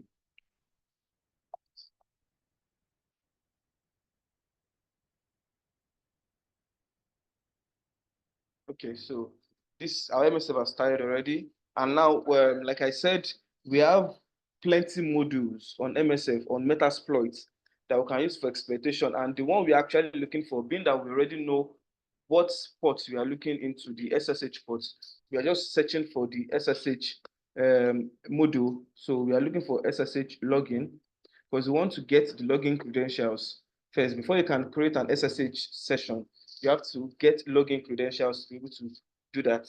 And as you can see, there are two modules here. We have the SSH login and normal pub key.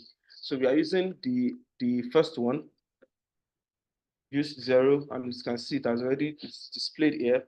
So the next thing now is for us to show options so we can know what we can configure in order to be able to gain this access that we need. So right from this one, we are going to be configuring two things. We are going to configure the R host, remote host being the victim machine. That is the IP address for the victim machine. So we are setting, sorry about that. We are setting R host 192.168.201.137, which is the IP address of our victim machine. And then we are setting the pass file. Now, this pass file is one containing the password. That's because being that we've set the outpost already, this module already feels like it understands where we are coming from. So it already has a username. So now it's now looking for a password to be combined with. I would want to show you how to create a pass file. So you can choose to download. You can choose to create a new one yourself. But I created a new one myself because it's already a process I'm used to. So I'm moving on to my desktop, and on my desktop I have a text.txt file. This is my pass file that I'm going to be using. So in order to create this pass file, you are going to use a path. And path is home/kali/desktop /the text.txt. That is our pass file, and then we run.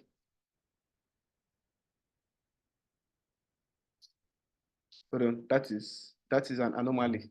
Let me confirm if what I have in my is correct. Okay, this is correct. This is correct. Sorry, Kende, just a quick one. What Kende is doing is to read through the files he has created. The same thing that attacker would do. They have a database of passwords.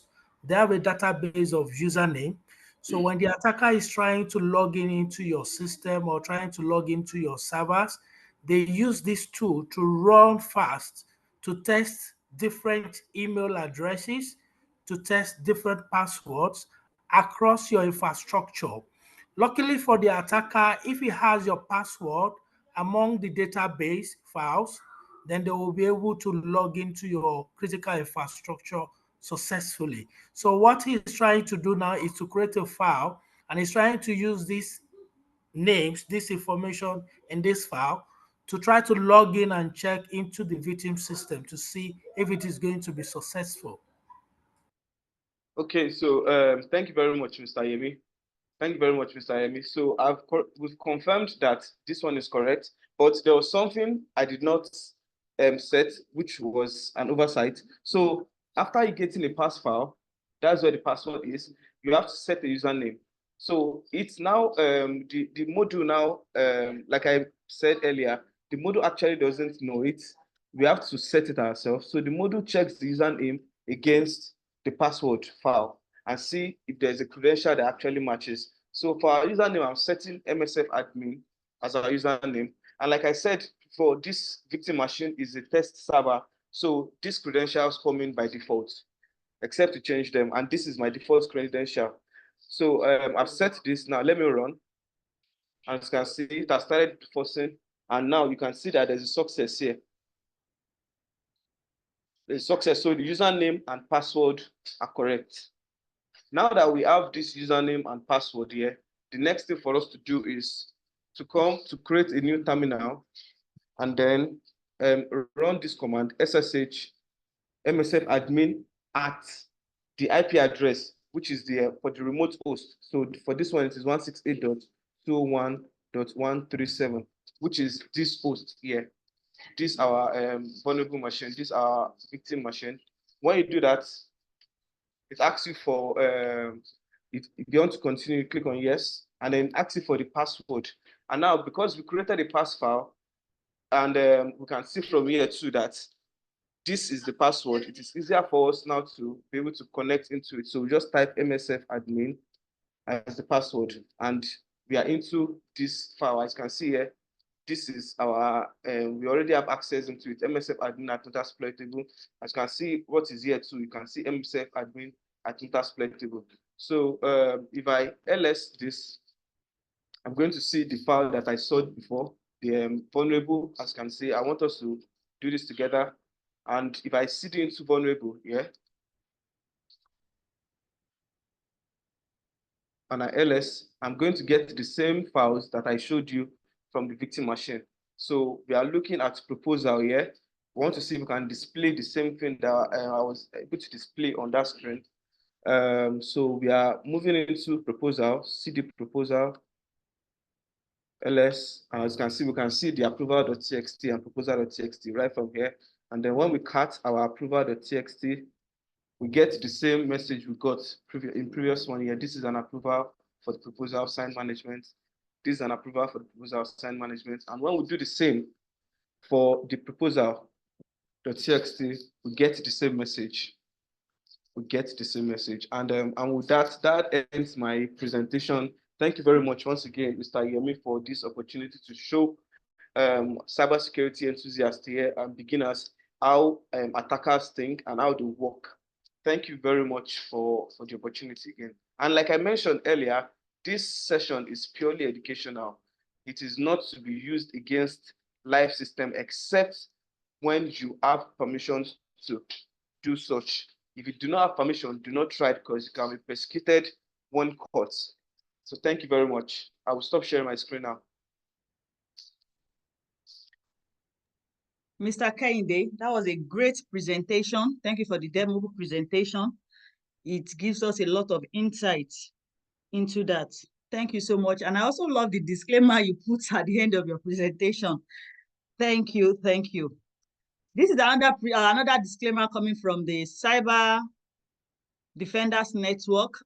For everything we have learned about hacking and the bad boys during today's session is not to lure us into be part of the bad army, but to keep us on the defensive side. We need to be ahead of the cyber attackers. So at Cyber Defenders Network, we make the cyberspace a safer place. Please let's take note of that. Thank you.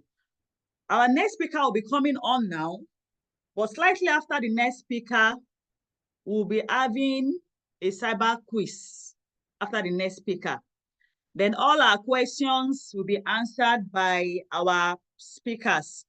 Don't forget, there is a free airtime voucher to be won. So stay online, invite as many people as you can, and also don't forget to join our WhatsApp platform. You can click on the link in the chat box or scan the QR code after each presentation. Thank you. Our next speaker for the next segment is Mr. Seidu Osumanu. Mr. Seidu Osumanu is our next speaker for the next session. Mr. Seidu is a cybercrime investigator, is a digital forensic expert. Is a criminal prosecutor, CCFC, CRC from AML unit. He has a summary of 25 years work experience. He's a chain analyst reactor. He has a chain analyst reactor certification in Addis Ababa. He has a chain analyst cryptocurrency fundamental certification.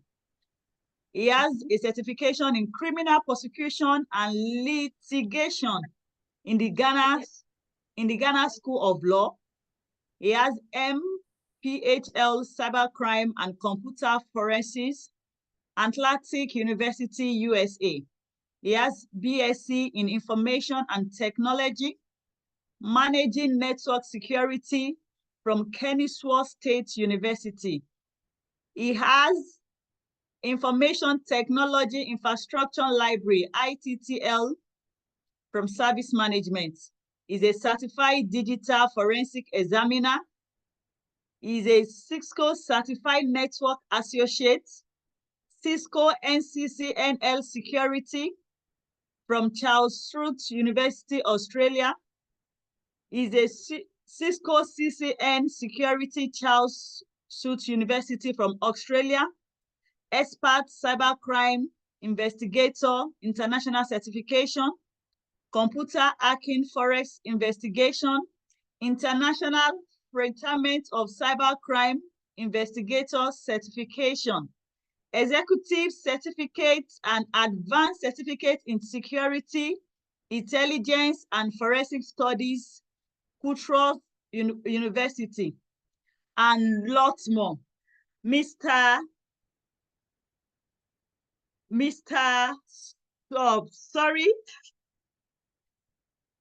Su, I'm sorry, I'm missing your name up. Mr. Suedu Osumanu, the floor is over to you, sir. You are welcome, sir. Great, thank you very much for everything. And then let's move straight. All protocol observed respectfully. And then I thank all presenters, Mr.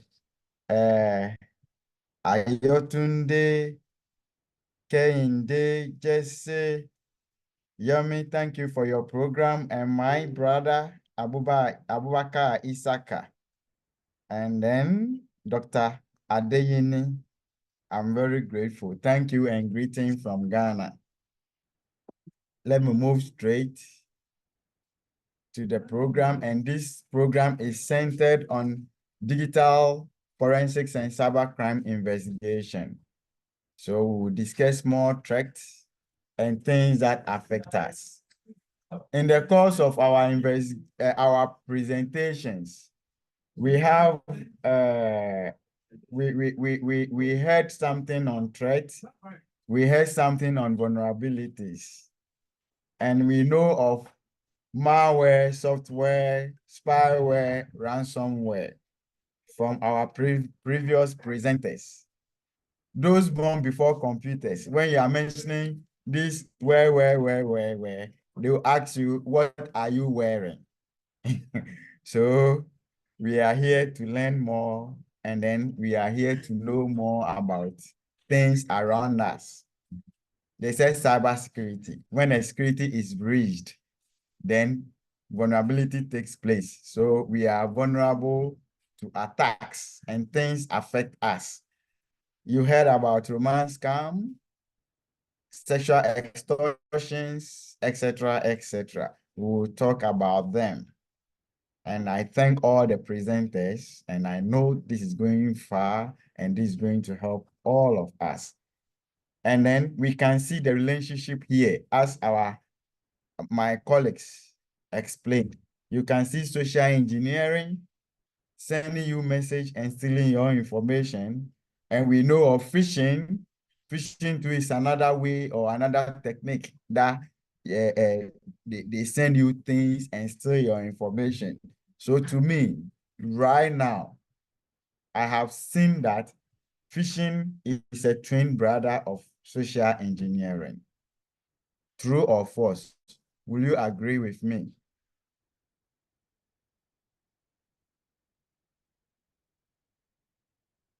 Who agrees and who disagrees?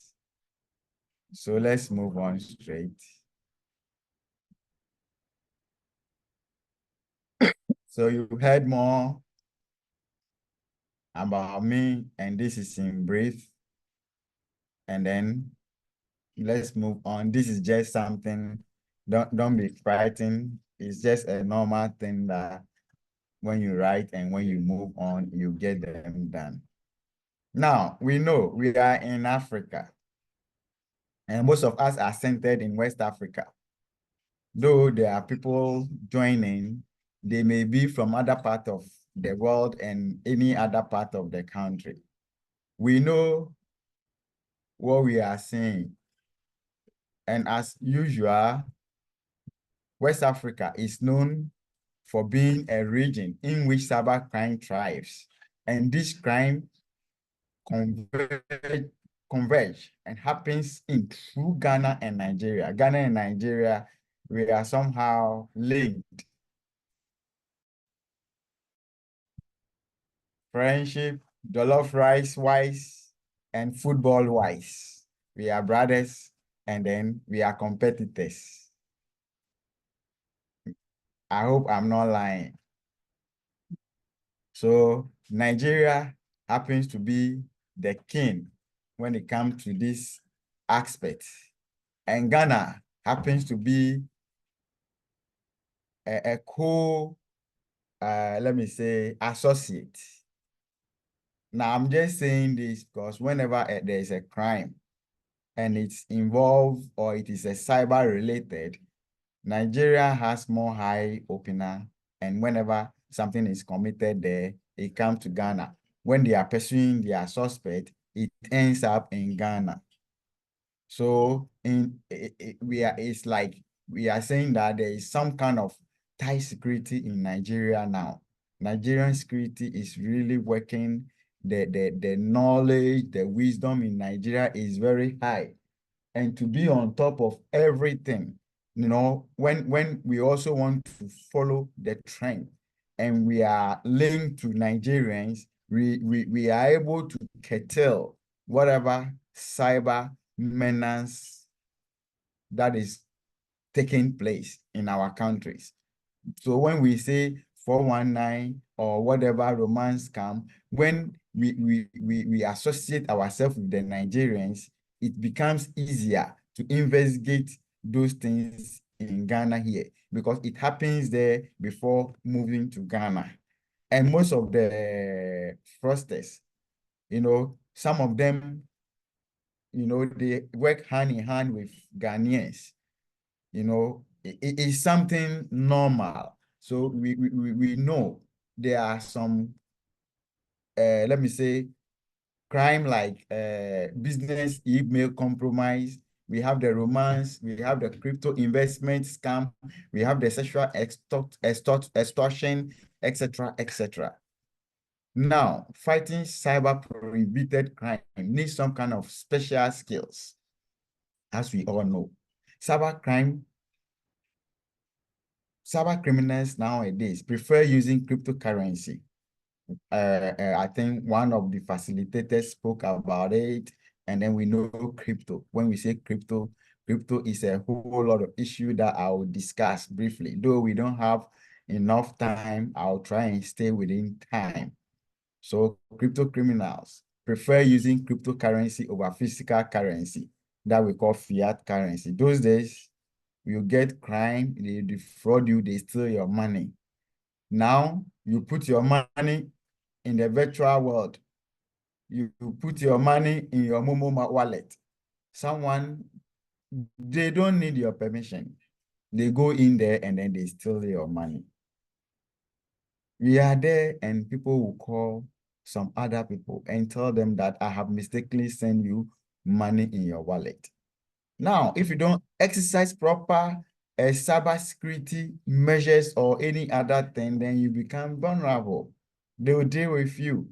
Somebody has sent you money, and in reality, nothing has been sent to you.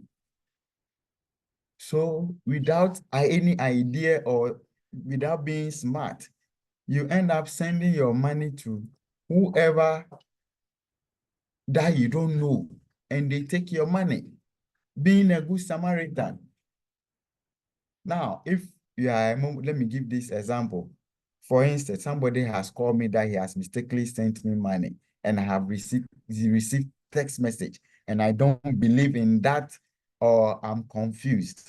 Why can't you tell the person to contact the mobile service provider to reverse your funds for you? Some people are so good and so kind. In that process, they end up sending that money back to, they send it and then it's their own money that will be sent. Crime is now sophisticated. They can use tools. They can know how much you have. My brother, Abubakar Isaka, that is the president of Cybersecurity Association in Ghana. Yeah, thank you too for emphasizing more light on that. Criminals will always fall victims. If you watch this mobile business and other things, monies have been taken from people and nothing is done about it. If you say something can be done, it's just about 10% of those victims or 2% get their different problems addressed. So let's stay focused. Without proper or taking proper measures, you always fall vulnerable victims. You become victims to these schemes.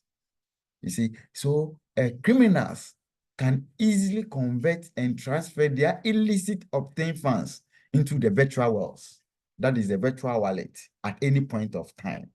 Investigators, we are now seeing how these things works, and we are strategizing our ways, process, and then our methodological approaches in that aspect. And how to seize these funds, we have to strategize ourselves very well. Now, I mentioned cryptocurrency. So let's learn something small. Now, cryptocurrency is just a digital asset, right? It's designed to work as a medium of exchange using cryptography to secure transactions on the ledger that is typically publicly viewed or viewable. When you are dealing with cryptocurrency, we have what we call private and public addresses. Let me use mobile money. You have your phone number, and then you have your password, your PIN. Your PIN is a private.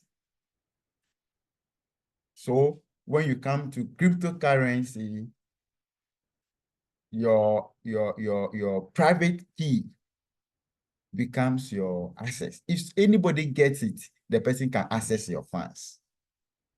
For the public address, we have like your phone number or like your email address. It's an address, okay, comprising of number and letters, both upper and then lower case mixed. That is what we call cryptography, which is secured, belonging to you alone. Nobody can get it. That address, you will see an example as we move on, is for you. Whoever you give that to, like your phone number, the person will use it. There's an interface, and then move virtual funds to you in and out. That is how it works. Cryptocurrency is simply the next evaluation of money in a digital form. So we can remember the differences here, what email did to post office. Sorry. So that is how it works. Now, we know fraudsters, 419. They are in to defraud you. They are there, okay, just to obtain money from innocent victims globally. So I'm saying globally because we have cyberspace. Cybercrime is borderless. You need not to be with someone. Whoever commits cyber, right, you won't see the person unless you investigate. So my area is in line with what? Cyber and digital forensics. So we will look at the relationship between the digital forensics and then the cyber crime investigation. Note that cyber fraudsters use electronic resources. So with the electronic resources, let me just catch it as digital resources to represent false information, hence making it look as if it is so good to be true. So things which are so good to be true are issues. Buy one and get 3 free. Put 20 cedis investment and you make profit of 150%.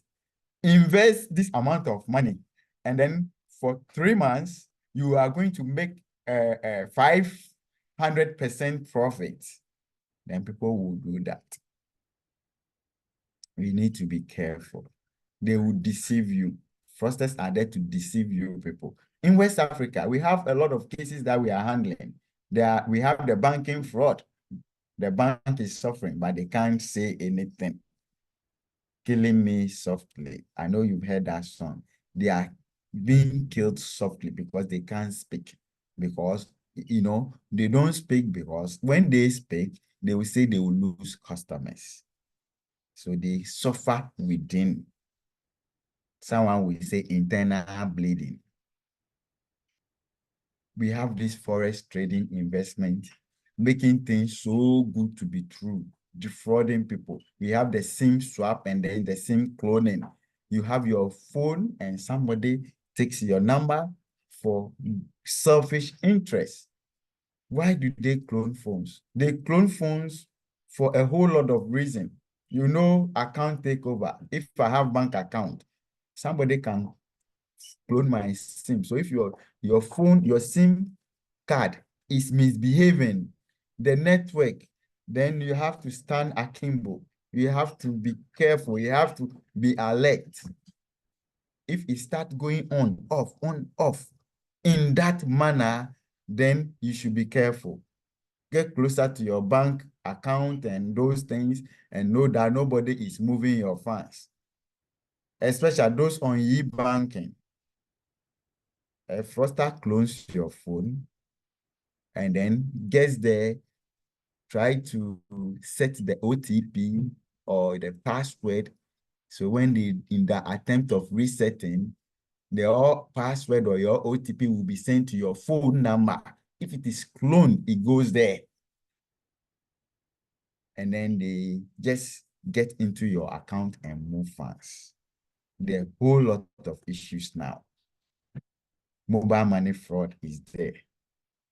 We have the salami fraud, where people write code, softwares, and other things into the system or the banking system, or maybe your institutions, the accountant, they put point. If some monies, they add decimals and other things. When you add thousands of those decimals, it's money which goes to their pocket. And then we have the Hawala fraud, where people try to move money from one country to another country to prevent paying tax, and which is somehow another form of money laundering. And then the credential harvesting too. You'll be deceived, and then they take your password and usernames and all, and then take over whatever system you are using on your account and then make away with funds. Then we have the offshore stolen vehicles. People can be here remotely, they steal vehicles, they move the vehicle to their countries, and then they hack into customs and then they do their payment, etc., etc.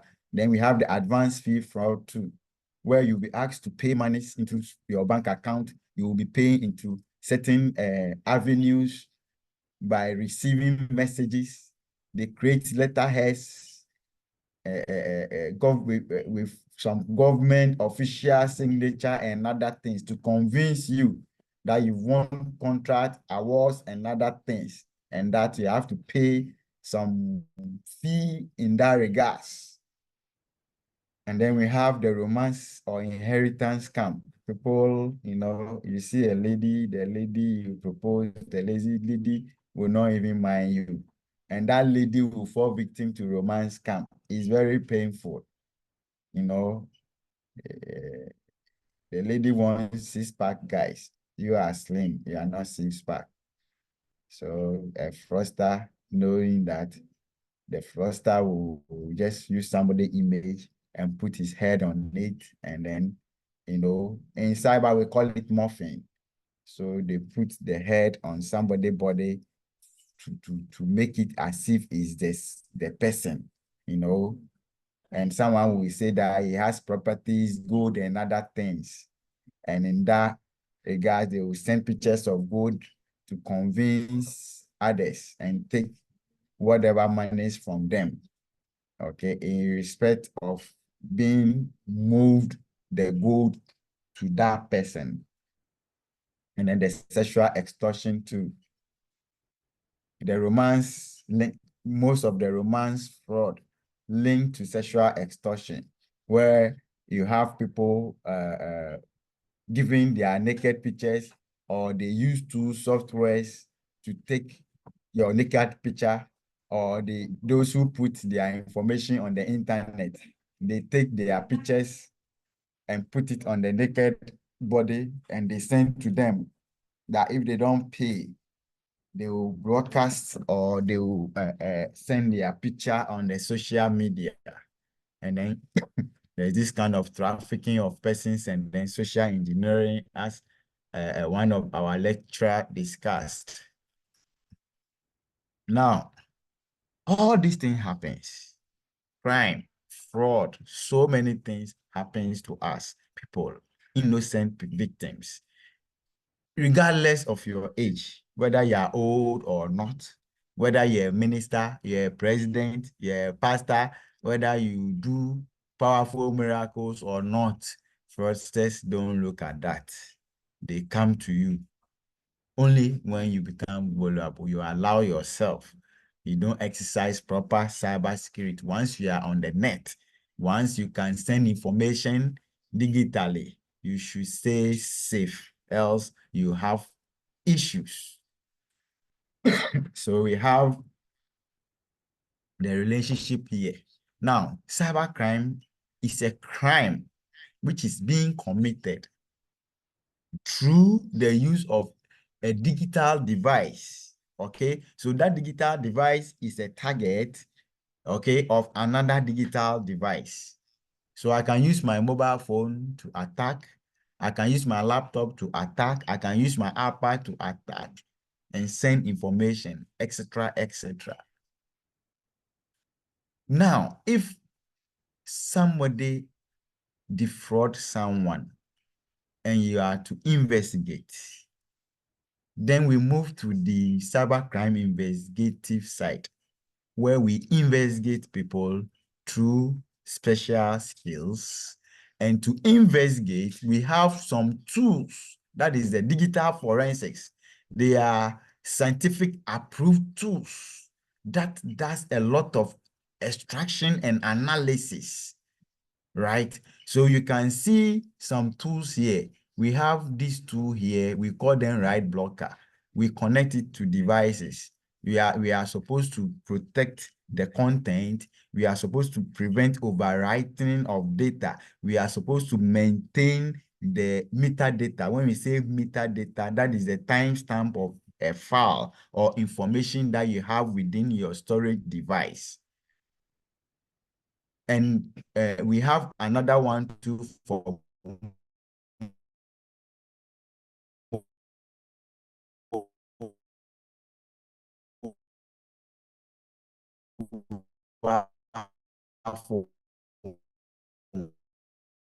so you can see how you are not as prescribed by the practices, digital forensics practices. And then we have another tool, social media investigation or social engineering investigation. We call them open source investigative tools, where if I get an email, a phone number, a crypto address, whatever, a company name, a website, you put it there, it can look for informations for you relating to that thing. Now, with cybercrime, we have a lot of steps. We have an operative procedures where we gather evidence. When you see a suspect, we have a way you approach the suspect and what you have to do, and then you take your evidence in that order. Now, when you come across credit card on the floor and you don't know that credit card belongs to, you need to contact the service provider. If you're an investigator and you see credit card numbers, you can get the person. So we use an open source. You just open a browser and then you just type the first 6 digits, 1, 2, 3, 4, 5, 6. And then you add BIN number in the browser. We don't have enough time, but we have this here. When you have a credit card and you do that, it tells you the service provider, the holder or the provider of that service card, the credit card. And then you can trace the real owner. If the person is a fraudster, then you, if you are an investigator, it will help you to link and get information in that regards. If the credit card is not in your country, we use the Mutual Legal Assistance Treaty or Act, MLAT, request through our embassies. So if it's for Spain, you need to write through Spain embassy. If it's in US, you pass through US embassy. If it's UK, you pass through British embassy. If it's Spain, you pass through Spanish embassy. You request for assistance and information respect of that. So they can get the owner of the credit card, and that credit card owner later on will become your witness. If indeed the person confirms that something has happened to his credit card, the money in his credit card, then you have a link before you can move ahead with your case, and then you can go in and prosecute people.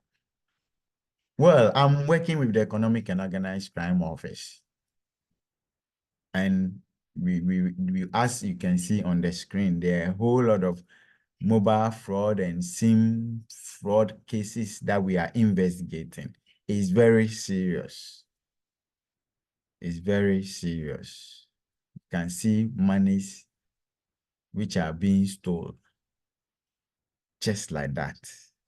They don't need your approval. They don't need anything from you.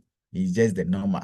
Sometimes they can sit down and then generate the phone number in that series, put it in the software, and it's able to tell them the name, the amount, and then they attack that thing.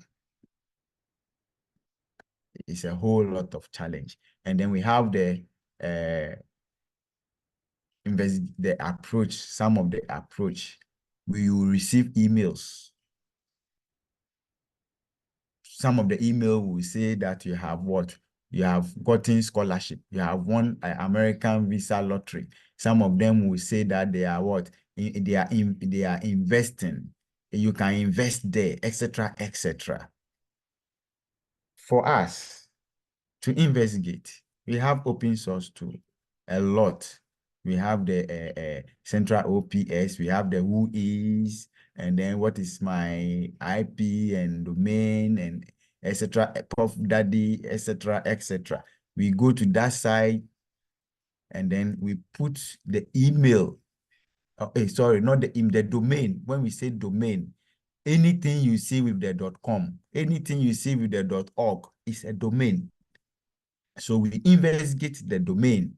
So when we put it inside the domain, or it is an IP, we put it there and you click on go.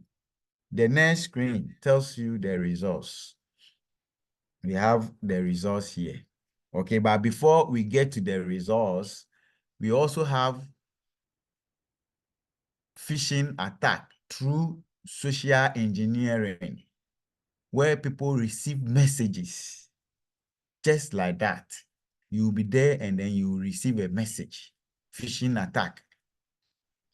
It's like in Ghana,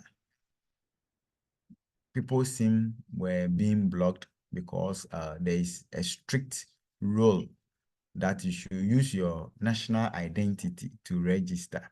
National identity has a way of identify the user of a SIM. So that rule came, and then some people will also send you this phishing message for you to click on the link through your WhatsApp. You can see. You click on it, and then it gives you a page where you put your information. That information will be used by the criminal. Maybe they want your Ghana card number, and then they want your date of birth. Just because of their selfish interest. And also, maybe they've seen how much money you have in your bank or your Momo. They want to clone, they want to create it. They have a way of doing that, and then they take over your funds. Exercising proper cyber security, proper measures, you will not even entertain this. When you see, you just forget them. They will send you a link that somebody has attempted to get inside your money, your bank. So click here to change your password. Why can't you walk to the bank?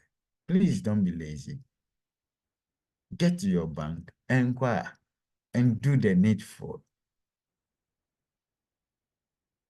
You shouldn't be hurried when things happen.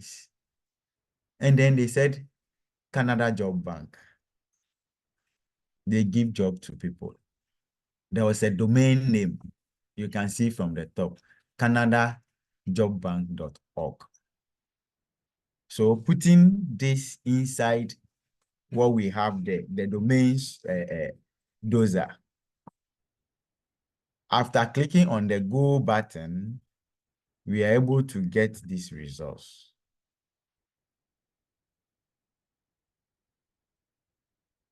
Telling you to be careful.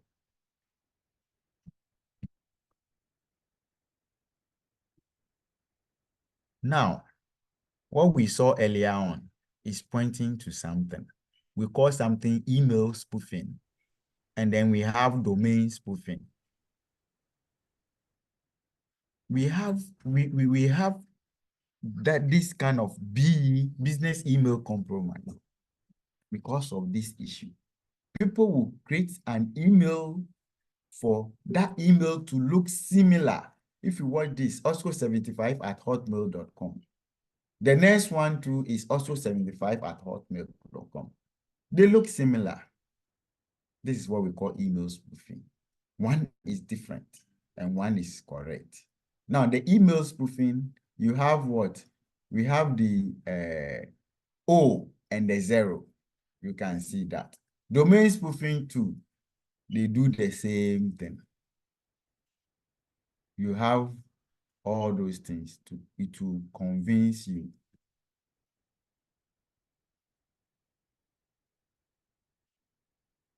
It will convince you to do whatever you want to do.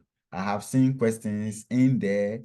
So when the appropriate time comes, I know someone is compiling, so we can address all those questions as well. So fraudsters has ways and means. You can see the donkey carrying money. That is a symbol for money moves. So you have third party. collecting money. Some are innocent, and some are the complicit type. And some too, they know and pretend as if they don't know. So the innocent are the unknowing people. They try to be good, and then the good takes them on. Why should somebody send money to your account on his behalf for you to receive for that person? You ought to have known. Investigation, we follow the money. Why should money should be sent to you instead of the person opening an account? We have mobile money too. The person can just use 30 minutes or 10 minutes to register mobile money account and receive the funds. But you have decided to take it on behalf of the person. You become a money mule. It's another way fraudsters normally move their funds. When you come to money laundering too, the layering process where they give this, give that, give that, they can get 10 people and move the money bit by bit to those people. And when you are arrested, it becomes easy. The final aspect is about the collective efforts. When you get a case and the case is not within your mandate, you need to liaise with other institution. Some people will not be able to do whatever they have to do, or they are not good. Instead of liaising, even when you seize mobile device and you don't have the tool, you can liaise with somebody who has the device. If you want to seize cryptocurrency and your act doesn't cover it, you can liaise with the institution who acts covers it to take care of that one through whatever we call a MOU. Ghana, we have MOU working together with Nigeria investigators. So we work together hand in hand, and then we fight these menace. Without MOU collaborations, I don't think we can fight cyber.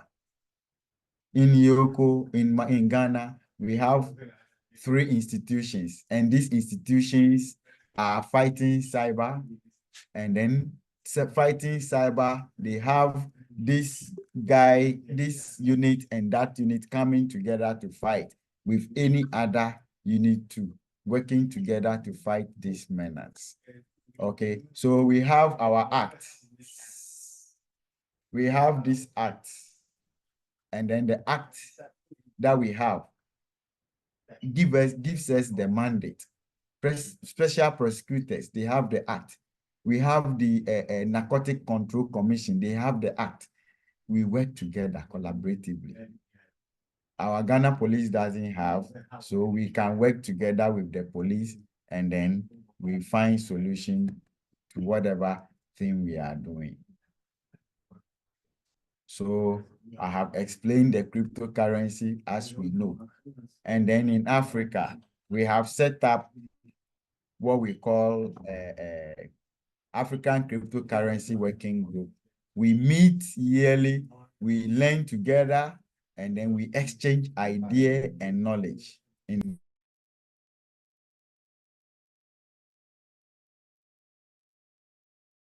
We exchange knowledge, and then we fight crypto crimes. Nigerian can get a case, can talk to me. I can get a case and talk to Nigeria. I can get a case, I say, oh, I'm not getting this right. Please kindly see how best, and then we work in that direction. So that is how it works. So those who haven't worked with cryptocurrency before, or they've Mr. not Seidu, seen. sorry for cutting you short. Please, let's be time conscious, sir. Our time Pardon is me, fast please. spent. Please, be time conscious, sir. All right, all right. All right, sir. I think I All have right, one sir. more minute. All right, sir. Okay. So you can see the cryptocurrency addresses. This is how they look. And then we have the providers attached to it. So this is so far when you are working and you are investigating, you have things that you need to look at, the addresses and other things. That is how we do our investigations and things to look out for. Thank you very much. What an amazing session. Thank you so much, Mr. Seidu. You dwell so deeply into the financial parts of the hackers, the financial crimes. You dwell deeply in it, the e-transfers and the rest. And thank you. I pick this from you. Whenever you are having a network glitch, especially when you are performing some e-transaction and you are having a network glitch, kindly leave it or you try it another time to avoid the bad army tampering with your account. Thank you so much, sir. It was such an amazing session. We are really fed. You have really fed us this afternoon. Shortly, Mr. Yemi will be coming on board to have the cyber quiz session. Please, we are moving gradually to the end of the session. If you still have one or two friends you want to invite over, please kindly send the link to them. Also, you can join the Cyber Defense WhatsApp platform. The WhatsApp platform is such an amazing platform. I did my certification in cybersecurity last year, and I was able to get the free voucher from this platform. So there's a lot of opportunity on that platform, and you don't want to miss it. Mr. Yemi, the floor is over to you, sir.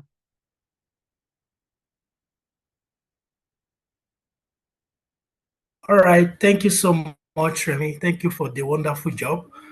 Just a quick one. Can you see my screen? Yes, Please sir. confirm Yes, if you sir. can see my screen. We can, sir. Yes, sir. We can, No, sir. I can't see your screen, no. I can see now. I can see it. Okay, great. Okay, I can great. see. So what you have on the screen is actually a QR code. It's not a malicious QR code. It's actually a QR code for the cyber quiz competition. So please scan the QR code. We have gifts and free airtime vouchers for winners. So of participants. In case we have a tie, we're going to pick the first person who answered it first, and then maybe the most highest scored, participant. So scan it. I'm sure by now you'll see the website. So answer some of the questions. We have some gifts. We have free voucher. We also have some gift from MTN, the airport. So if you are yet to add yourself to the group, you need to scan the QR code for you to join the group, because what we're going to do is that on the group, we're going to announce the winners, and then we're also going to communicate to you how you can redeem your gifts. Okay? So scan the QR code for you to join the Cyber Defender group so that we can continue. In fact, the session has been very, very educating, informative, and then it has been very, very mind-blowing. I mean, we wish that we can continue, but because of time. And we're going to have more sessions. But again, let's take it further. Let's continue the conversation on the WhatsApp group. Let's connect together. Just the same way the bad guys are working together in the dark web, in their own dark community. Let's communicate. Let's help one another to continue to develop, to continue to grow, and then to continue to empower one another. So please connect to the group. We're going to filter you. We're going to add you to the group to see that you are authentic and you are genuine, and then so that we can be able to communicate together and exchange ideas and continue to share knowledge. Thank you so much. Remy, I have to leave now so that you can take it over from me. Thank you. Okay, thank you, Mr. Yemi. I can see lots of activity going on the group. Okay, thank you guys for joining. Quickly, we'll be moving to the question. We'll be moving to the question part. We have quite a lot of questions, and because of our time, we'll be featuring the questions. Please don't feel bad if your question is not being answered. Thank you. So the first question I have here says, what do you have to say about NG SAT adversary in Nigeria? I think this is for the first speaker. What do you have to say about NG SAT advisories in Nigeria? Over to you, sir.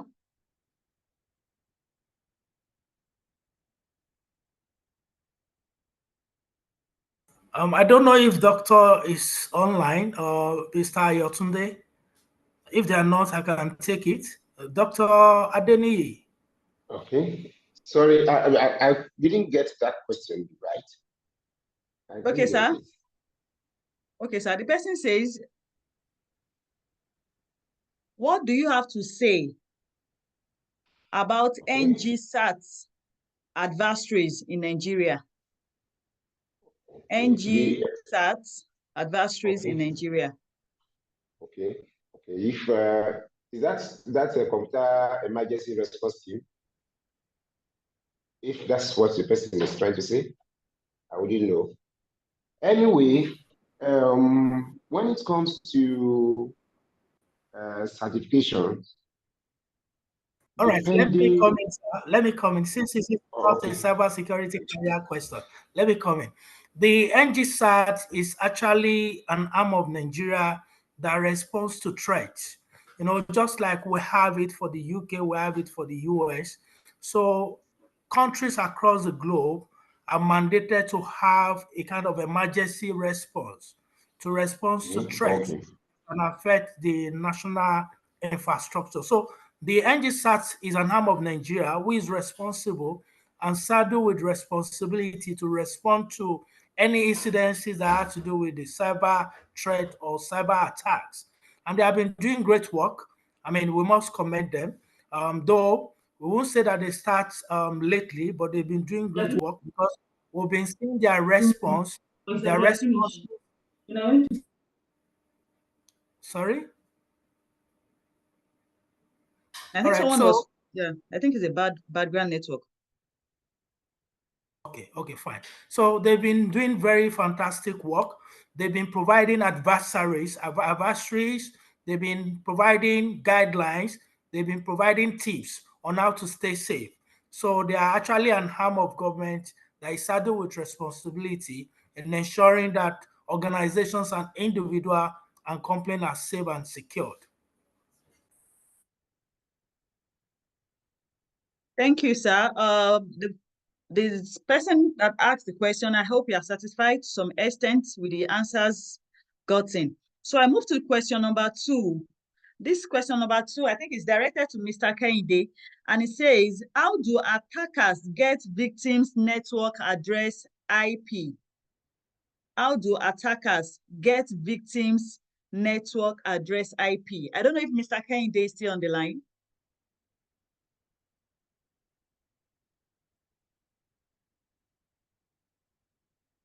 All right. If he's not on the line, I will assist him with that question. So, well, we believe we're all on the defensive part. And then, just like we said, the knowledge you take away from here are to be used for good and not for bad. So, an attacker will always look for your IP because they have interest in your IP. Your IP signifies a lot of things.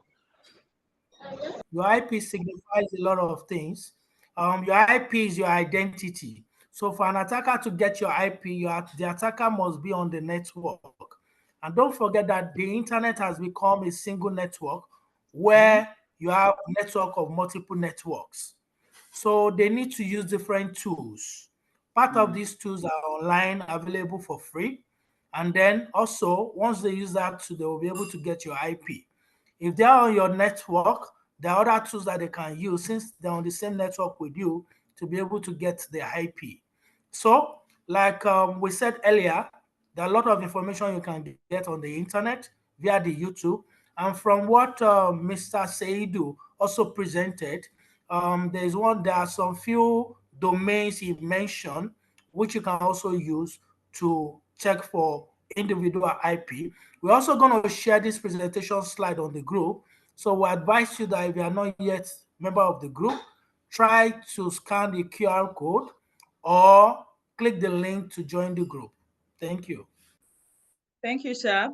Thank you so much, sir. The attackers will do anything to get your IP. They are 247 on the net seeking for who to devour. Okay, I quickly move to question 3. It's more likely like question 2. It says, what techniques do attackers use to get vulnerabilities? What techniques do attackers use to get vulnerabilities? Any of our speakers can please answer the question. What techniques do attackers use to get vulnerabilities? All right, I'll go on. So there are different techniques an attacker can use to detect vulnerabilities on your system or your network. So what they do is to use different tools like Nexpose, Nexus, Qualys Scan to identify vulnerabilities. And then when you talk about vulnerability discovery, it depends on the tools you're using. There are some vulnerabilities you can discover on the network. There are some vulnerabilities you can discover on the mobile application or the banking application. There are some vulnerabilities you can discover on the web, public-facing website. And also, there are vulnerabilities you can also discover among people who work within an organization. So in terms of the tools, there are a lot of tools that I have mentioned, but these tools will help you in your organization to identify vulnerabilities within your network and then on your system so that you can quickly close it before the attacker does that for you. Thank you so much, sir. Question 4 and 5 is for speaker 3. So question 4 says, can someone hire a cybersecurity expert while he or her company is still under construction in his mind to help with the cyber thieves? Can someone hire a cybersecurity expert while the company is still under construction to help with the cyber thieves? Yeah, I can come in here. All right, sir. Now, when it comes to cyber, it's something that you need from the start. Before you set up your system, how you use your system, and then how an SOP, standard operative procedure, should be designed per ethics. So with this, once your institution is not completed, those fundamental things are needed. So you need the assistance of the cyber security expert to advise on what to do, the devices to buy, things that you need to put in places. So all these things are necessary. So you don't need to wait to finish before. It has to start. It has to start, even while still under construction. Plans have to have rolled out. Thank you so much, Mr. Segu. Those you employ should be taken through training. Training is the key on what to do and what not to do, the use of pen drive and other things to avoid this insider attack or threat. Thank you so much, sir. My question 5 here says, when bank customer call to report unauthorized charges on their accounts or use of their card info, could this be linked to insider attack? When customer call to report unauthorized charges on their accounts or the use of their card info, could this be linked to insider attack?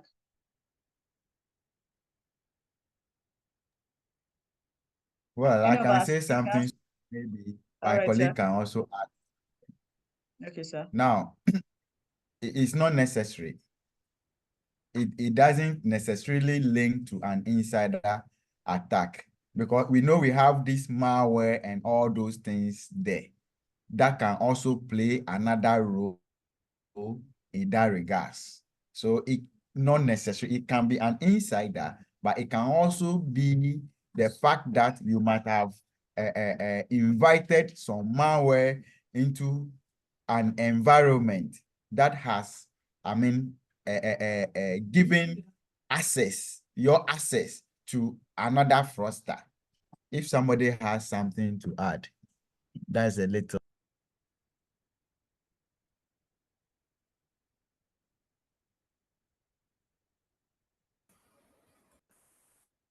Okay, that was a great one. Though I didn't get that question clearly, so that I can add. Please, could you repeat the question? Okay, the question says, when bank customers call to report unauthorized charges on their accounts or use of their card info, could this be linked to an insider attack? Okay, thank you. Most of these incidences that happened are not necessarily insider, but as a result of negligence from the customers. And like what Mr. Seidu said, which required a lot of awareness, training, and education. A lot of customers are still unaware of the fact that cybercrime is on the increase, and even someone that lives with you can be a potential criminal.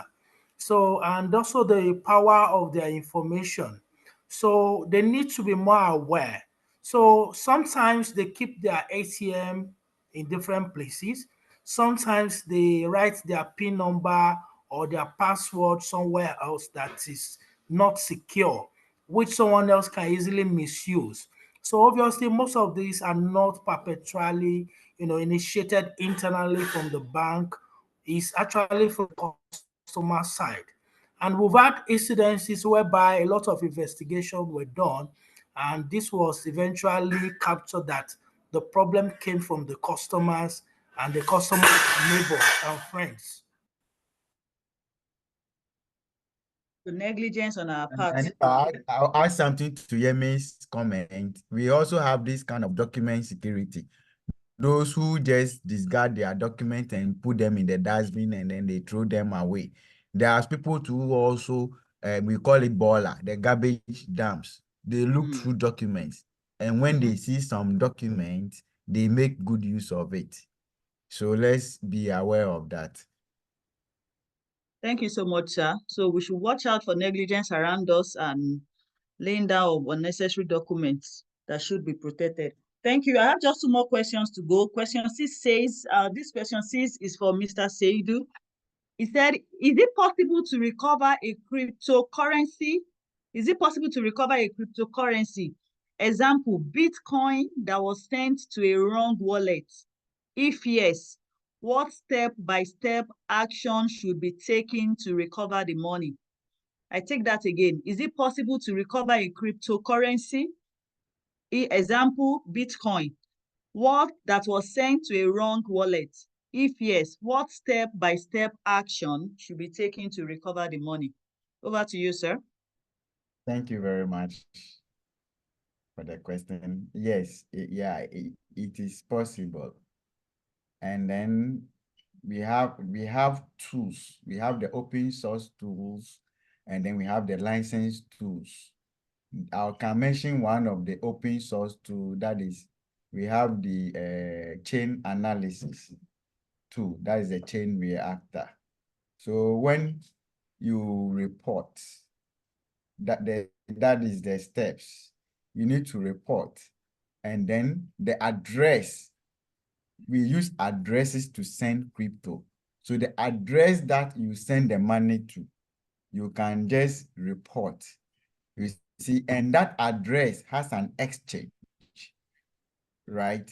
So normally, when monies move to somewhere, that exchange or the provider linked to that person, you have to send the request there. So we, the investigators, when we use the tool, we are able to identify the movement of funds, the amount that was sent, the timestamp, the transaction hash, and then we send the request to the exchange that this address has received this, funds and that it was from here, we need to attach the evidence, and then that thing can be reversed.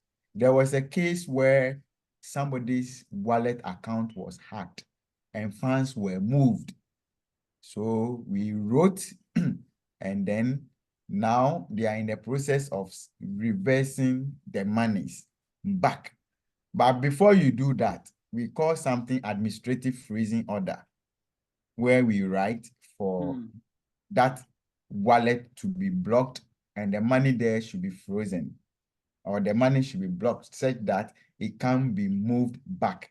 That's just the amount that was sent mistakenly. So it is possible. Thank you so much, sir. I hope this gives a good explanation to the fellow asking the question. So it's possible for you to recover the money with the steps Mr. Seidu just mentioned. And the last question here says, is it possible? Okay, I think that's the same question. That's the same question. So that will be all for our question and answer section. Please, if you have not joined the Cyber Defenders Network WhatsApp group, kindly scan the QR code or click the link in the chat box to join the group. And we want to also appreciate Mr. Ibukun Omole. He's a representative of MTN Nigeria and is here on the group chat. He's just donated on behalf of MTN 20 customized MTN AirPod for the participants of this section. So we say thank you so much, sir. God bless you and bless the company on all sides in Jesus' name. Kindly join our WhatsApp group to be a partaker of this gift. Thank you. So at this point, we've come to at this point. Okay, Mr. Shonaya, are you trying to say something? I have one question. I just my question has been answered before. All right, sir. Someone else trying to talk? Yeah, I sent a question in the chat just regarding the bank accounts being compromised, especially credit cards. So okay, can you read out the question, ma? Yes, I've already typed the question. Please, can you check? Can you read it out, ma? I said, my question is, could this bank card compromise also be linked to merchants' database being compromised? You know, if a customer has used his or her card maybe in a particular merchant, with a particular merchant, and the database of that merchant is being compromised or hacked into, can fraudsters or get people's card information from there as well in order to use the cards? Okay. It's okay. Moderator. Dr. Adeni, are you trying to answer the question for us? Yes. Cards. When it comes to hello, sir? Yes. Hello. Can you hear me? Hello. Hello. Yeah, I can hear you, sir. Okay. Yeah. When it comes to card transactions, international cards. Let's talk about this ones. International cards. There are procedure for resolving such issues. That's one. Secondly, when it comes to cards of this nature, it may not necessarily be from the merchant's point. Merchants is just a middleman in the transaction. So when you get to the merchant's platform, your card's details are masked.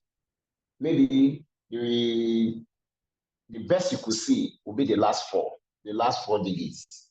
All those other details, the PIN, like the last one of the presenters gave us the details of cards.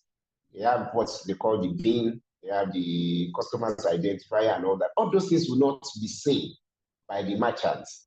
You have gone to buy anything, whatever item you've gone to buy, you only capture the details, you supply your PIN, and that is not recorded on the merchant's machine. It's detailed in your bank and the other banks, your bank, the issuer, the bank that give you that card. So details will not be seen on the merchant card. However, in the days of magnetic stripe cards, those things could be possible. Sometimes they will have maybe kind of copier. As they pretend to maybe like dropping your card and they want to pick it. They take a copy of that detail. So with that, they can reproduce, can do some other things. But as it is with chip and PIN card, there are details that are captured in the chip that cannot be replicated easily. So it's difficult getting it from that side. So if there's a compromise, either by social engineering, somebody has, or somebody living with you has stolen your details and forwarded to, yes, that will happen. But from the merchant side, it's difficult to see that happen. Thank you. I also want Thank to add you. something. Okay, so I'm so sorry. I am asking this question because I work in the fraud department of my bank, and we get series of calls when customers call to say that, yeah, they have unauthorized charges on their card, most especially credit cards. And these are people who would claim that they never gave us their card information. They don't do online transactions. And when you look at their transactions, the history of their transactions, you can see that they never use their card for online transactions. And this fraud transaction on their account happens to be online. So you begin to wonder, I just want to know why this happens. If the cardholder claims that he or she never uses his or her card online, then how was the card compromised? Okay, two things. Two things here. Sorry, if you are not speaking, you can go on mute. Two things here. Firstly, I said earlier that it could be as a result of negligence from the customer. Today, there is need for us to increase awareness, especially for bank customers, because bank customers are target. The bank is also a target. Obviously, the customer may not use that card before online transaction, but someone close to the customer might probably have taken advantage of that information. Unfortunately, today, there are still some platforms that you don't need to put your PIN. All they need is just the card number and then the CVV, and that is just it for the transaction. Also, an attacker or someone close to the customer might have that information with him or her and then wait patiently until he gets the PIN. Because obviously there might also be some transaction that will require the PIN after providing the card number and the details. So these are different techniques and tactics that are used. So we need to increase more awareness for the customer so that even if you give them the card, they should understand that the card should be their sensitive identity or asset so that they don't disclose or dispose the information on the card or the CVV to external person. Another thing again could be an insider threat, which we mentioned earlier. Unfortunately, because of due to lack of due diligence, adequate background checks, we are beginning to have bad actors join organizations to perpetrate evil. Sometimes they don't do it themselves, but what they need to do is to create a backdoor for their accomplices to do wherever they are. It could even be outside the country. It could be any part of the world. Now technology has brought us together so they can do anything from anywhere. Like you said earlier, in case of the merchant, if they don't have adequate security, because today our data is the currency of the 21st century. Our data is very, very powerful. Apart from the fact that it has a great effect on our privacy. So any information today can be misused by threat actors. And that is just it. Thank you. So much. So that was why I asked that question of the insider, because, when we get series of calls like this, we begin to wonder, is it that there are workers here who gives out card holders information to people to use? So that was why I asked that question about insiders You're being very correct. responsible for this. Yeah. You're very correct. You're very correct. And what you need to do here is this. Because it's card-related issues, there's a PCI DSS standard. I don't know if your organization is certified to that. So what PCI DSS will do for you is to help your organization to improve security, to be able to minimize and mitigate this crime and risk. So what PCI DSS will help you to do is to help you to meet up with some certain requirements by payment card industry to secure all these areas, all these loopholes, from your merchant to your aggregators, to your vendors, to your customers. There are certain controls that are required by PCI DSS. So if your organization is not yet certified to PCI DSS, I would suggest that you do that. I'm not mentioning it, but it's going to add additional controls, help you to build additional layers into your environment, into your processes, into your operation to be able to reduce this threat.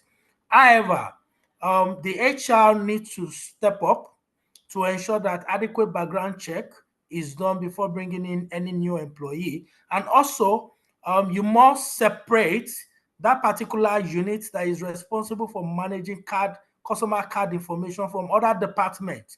Even the employees have to be separated, the computers have to be separated. So there is so much that you need to do. Just check out the PCI DSS. You can talk to your security team to look at it and ensure that they implement those controls. Is going to help a lot. Thank you. Thank you so much, sir. Mr. Seidu, your hand is up. Are you trying to say something, sir, before we call it a Yes, day? please. We should, right, yes, sir. we should also remember the dark web people. We have people on the dark web, and there are tools that will take your credit card, and then they need the first 6 or 7 digits. Then when they put it in that software, it's able to generate about thousands of credit card, which is within your institution, and they have software that can check whether there is money there or not, and the names. So let's also consider that area. With me, since I know that thing, my bank account is not linked to my credit card.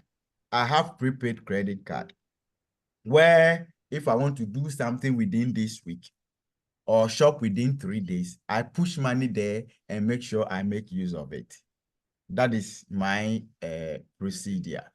So your institution, as Yemi said, we need to have compartmentation where not everybody, only this particular unit is used to what? Credit cards and deals with customers with credit card.